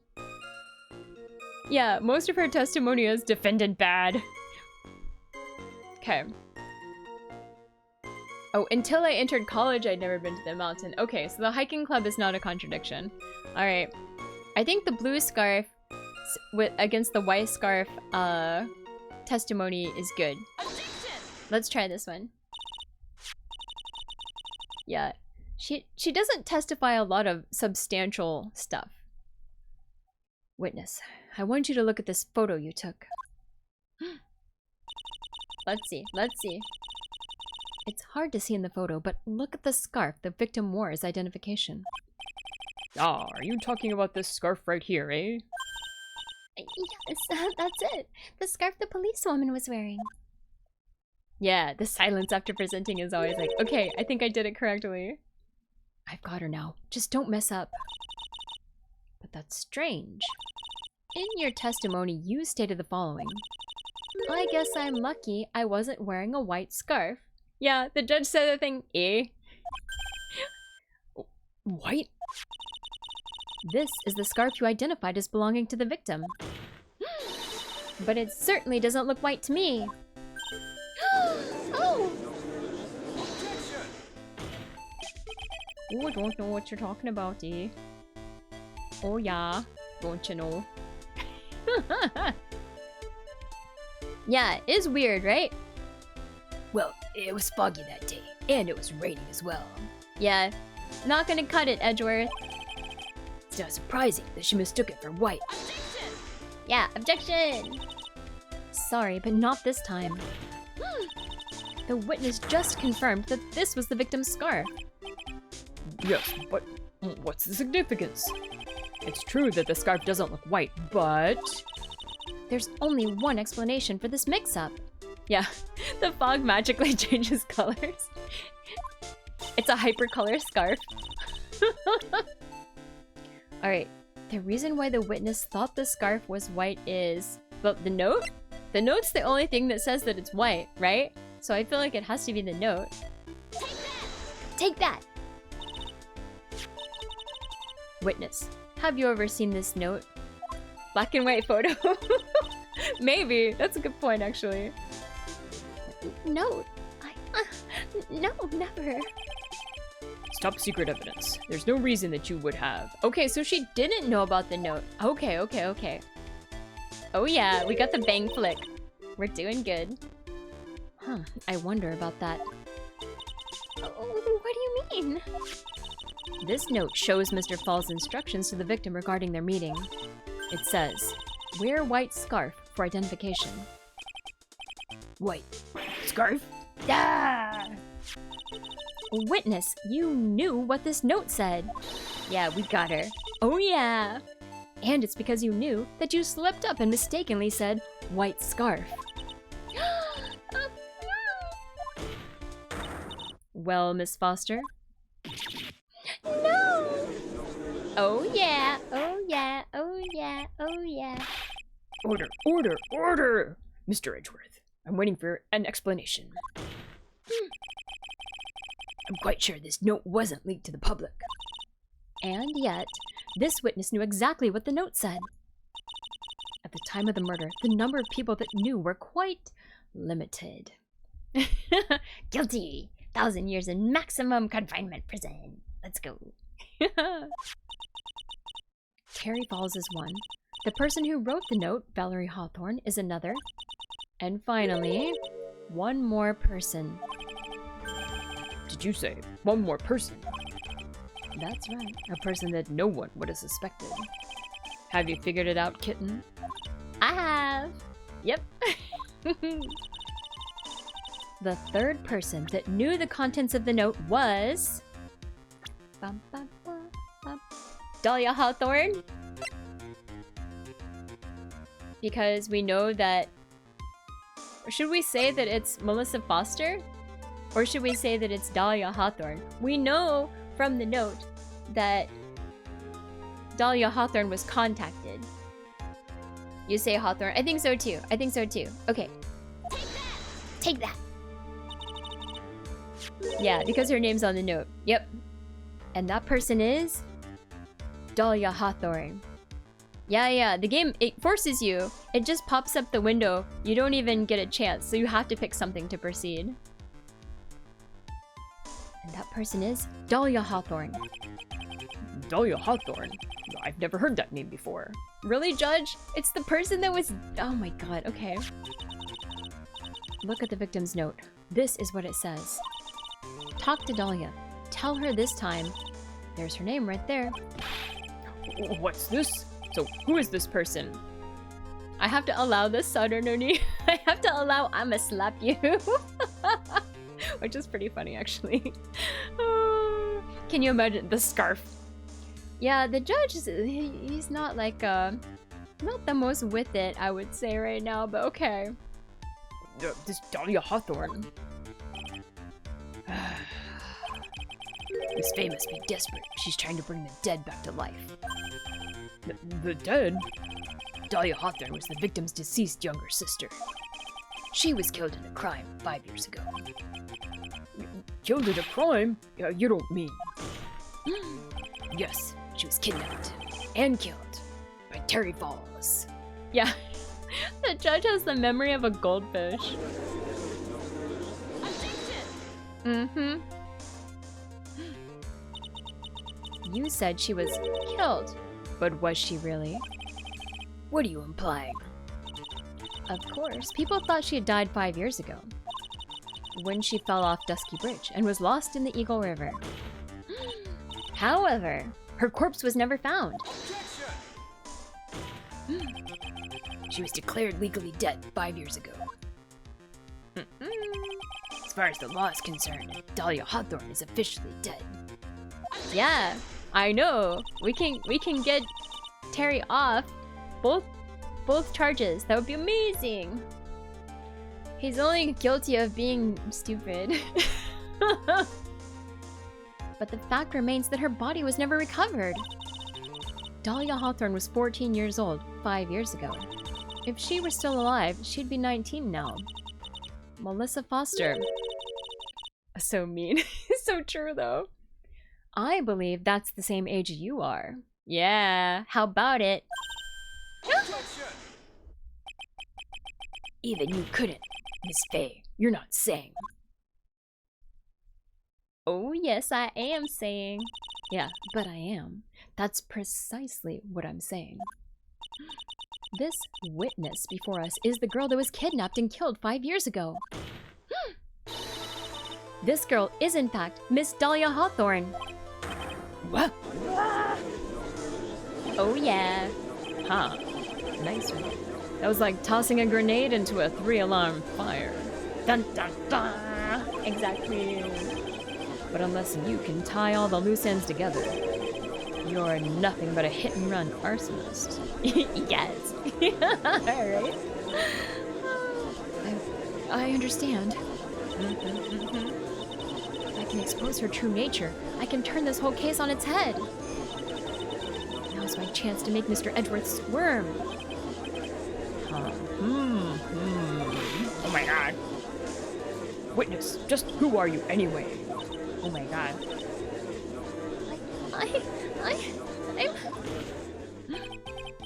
I didn't think it'd come to this. That's enough. You don't have to say anything more, witness. All arsonists are hit and run unless they stick around. I think they actually stick around a lot, from what I've heard. People like to see their work. Yes, I understand. What? Mr. Edgeworth, explain yourself. Your Honor, I have an admission to make. I honestly never thought the defense would pursue the matter this far. You don't mean... Some people like to watch the world burn, indeed. Yes, the prosecutor's office isn't filled with fools, you know. Naturally, we conduct full background checks on all our witnesses. Oh, what did he say? Ha! Looks like the kid knew. He knew her true identity from the get-go. The Jonkler. Wait, who's the Jonkler? No way. But then why? If you hadn't revealed her secret, he wasn't going to say anything about it. All he wanted was her testimony, so he made a little trade. It's a Mimi way of saying, oh, that's how people say the Joker? I didn't know. She's Sans Undertale? Wait, what? Let me introduce you to the victim's younger sister, Miss Dahlia Hawthorne. No! I mean, yes, of course. It's what we thought. But I thought she died 5 years ago. We thought so as well, but, well, as you can see. Why? Why did she hide her identity for 5 years? That has nothing to do with the current case. She was merely an accidental witness to a crime. Yeah, of course, right? Accidental? I don't believe that for a minute. For the last 5 years, she's been playing the role of victim. And now we find her acting suspiciously at the scene of another murder? Yeah, Edgy's bad, Edgy. We need... I can't wait for reformed Edgy. We need reformed Edgy. Yeah, of the murder of her own sister by her kidnapper. And what happened to the $2 million gem? Huh? Really, Miss Faye, I must say, your strategy here is painfully obvious. You're trying to pin your client's crime on an innocent witness in order to win. Well, now we've just proven that he wasn't even guilty of the original crime of murder, because here she is. At any cost. How dare you? Please, let us take a moment to think. 5 years ago, this girl was kidnapped and nearly killed. But even worse than that, 5 years later, Dahlia Hawthorne lost something much more precious. Her big sister. Sus. She's so sus. Miss Faye must be insane to even suggest that she murdered her. What? What? No, come on. I'm inclined to agree with the prosecutor's logic. Oh, come on, Judge. Miss Faye, do you have any evidence to back up your assertion? What possible reason would this witness have for killing her beloved sister? I mean...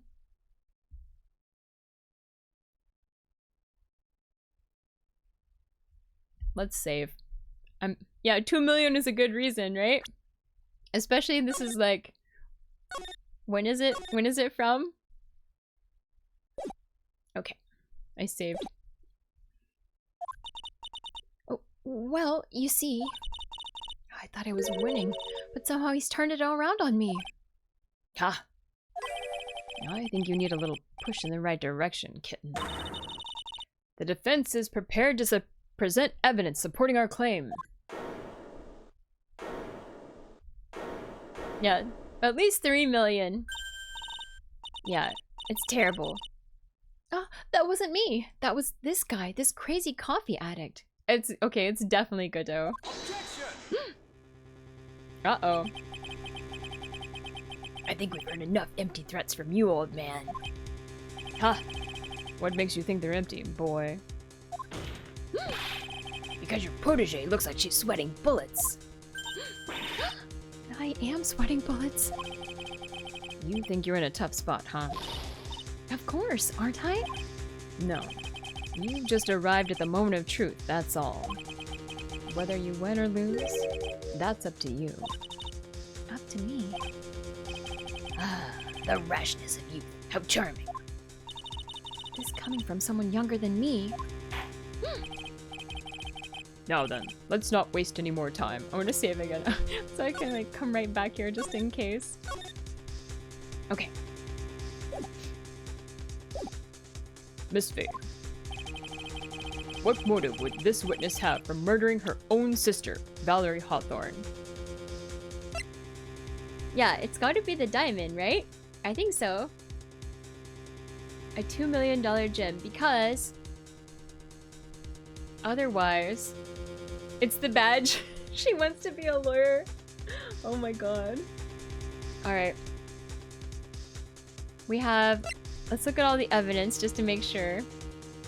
Autopsy report. Dusky Bridge map. I don't think this is a motive. Scarf's not motive. The photo is not motive. We've got the note. Well, okay. The sister did talk to Dahlia and said she's gonna expose the truth. So that could be motive. Is that more motive than the 2 million thing? This is the question. I guess. $2 million scarf? Maybe the note is super expensive paper? He gets the gem? Now I'm kind of like... This is...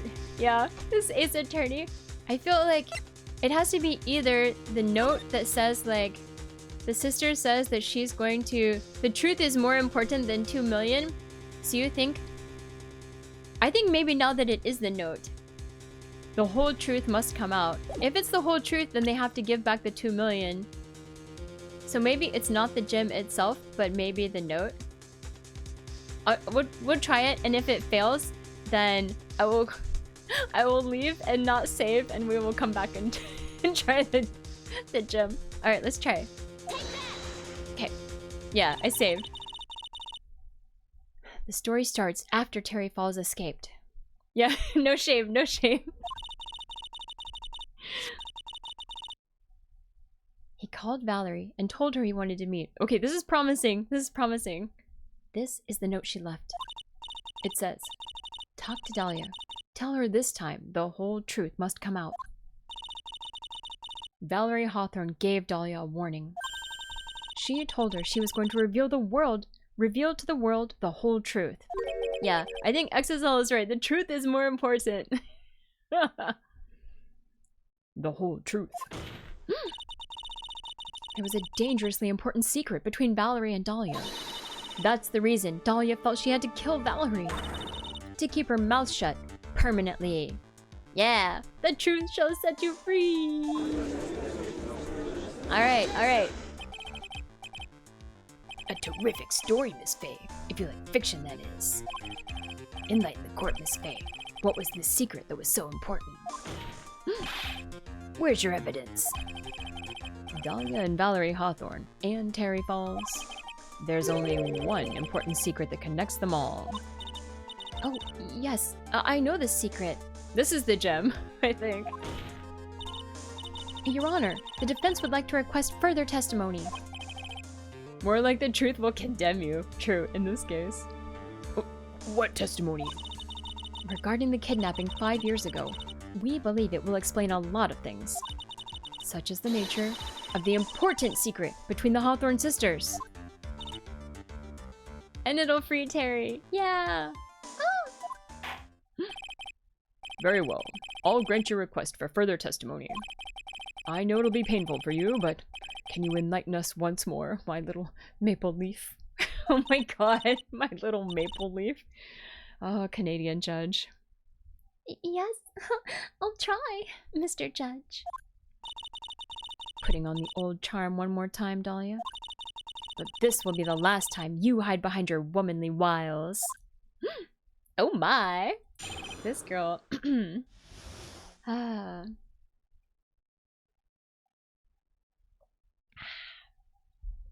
Alright, 5 years ago. It's getting pretty late. I need to wrap up for the night soon. I think once we do like this, we might actually, maybe I need to stop here, but we'll do this testimony, and then when it's time for the cross-examination, maybe I'll wrap up. But let's see. 5 years ago. Oh, I feel like we must be getting close to the end, but yeah, I have to go to work tomorrow. Oh, it's almost 2 a.m. and I have to wake up and go to work, so I have to cut it off at some point. Yeah. Ugh. 5 years ago. Alright, maybe we should stop here, because this is like a whole testimony. Alright. We're getting close. We're getting close. Yeah. I wanted to get to the end, so I was hoping we could get there. But now it's like, it's still going. And I'm like, I don't know how much longer it's gonna go. It's almost 2 in the morning, so... Oh, thank you for the head pat, Samuel. 11:53 for you. Not as late then. Oh, AM. Oh, nice.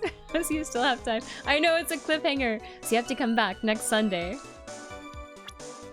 Alright. Maybe one day I could say goodbye to work. That would be great. One day. It'll be a long time from now, but you never know. But yeah, let's see if anyone else is here. We'll say it one more time. I know. I'll be back on Wednesday with Stardew Valley. Oh, thank you so much for the redeemed Saturnoni. Okay, let me do it. Alright. We'll get her next time, kitten.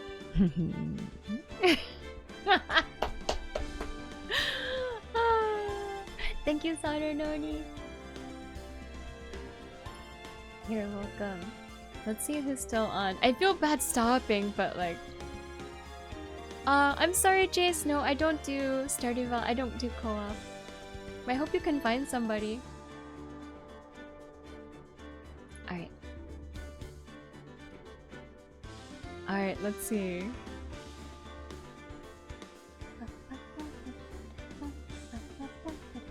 I don't see that many people on right now, so I might just stop. I might just like quit for now.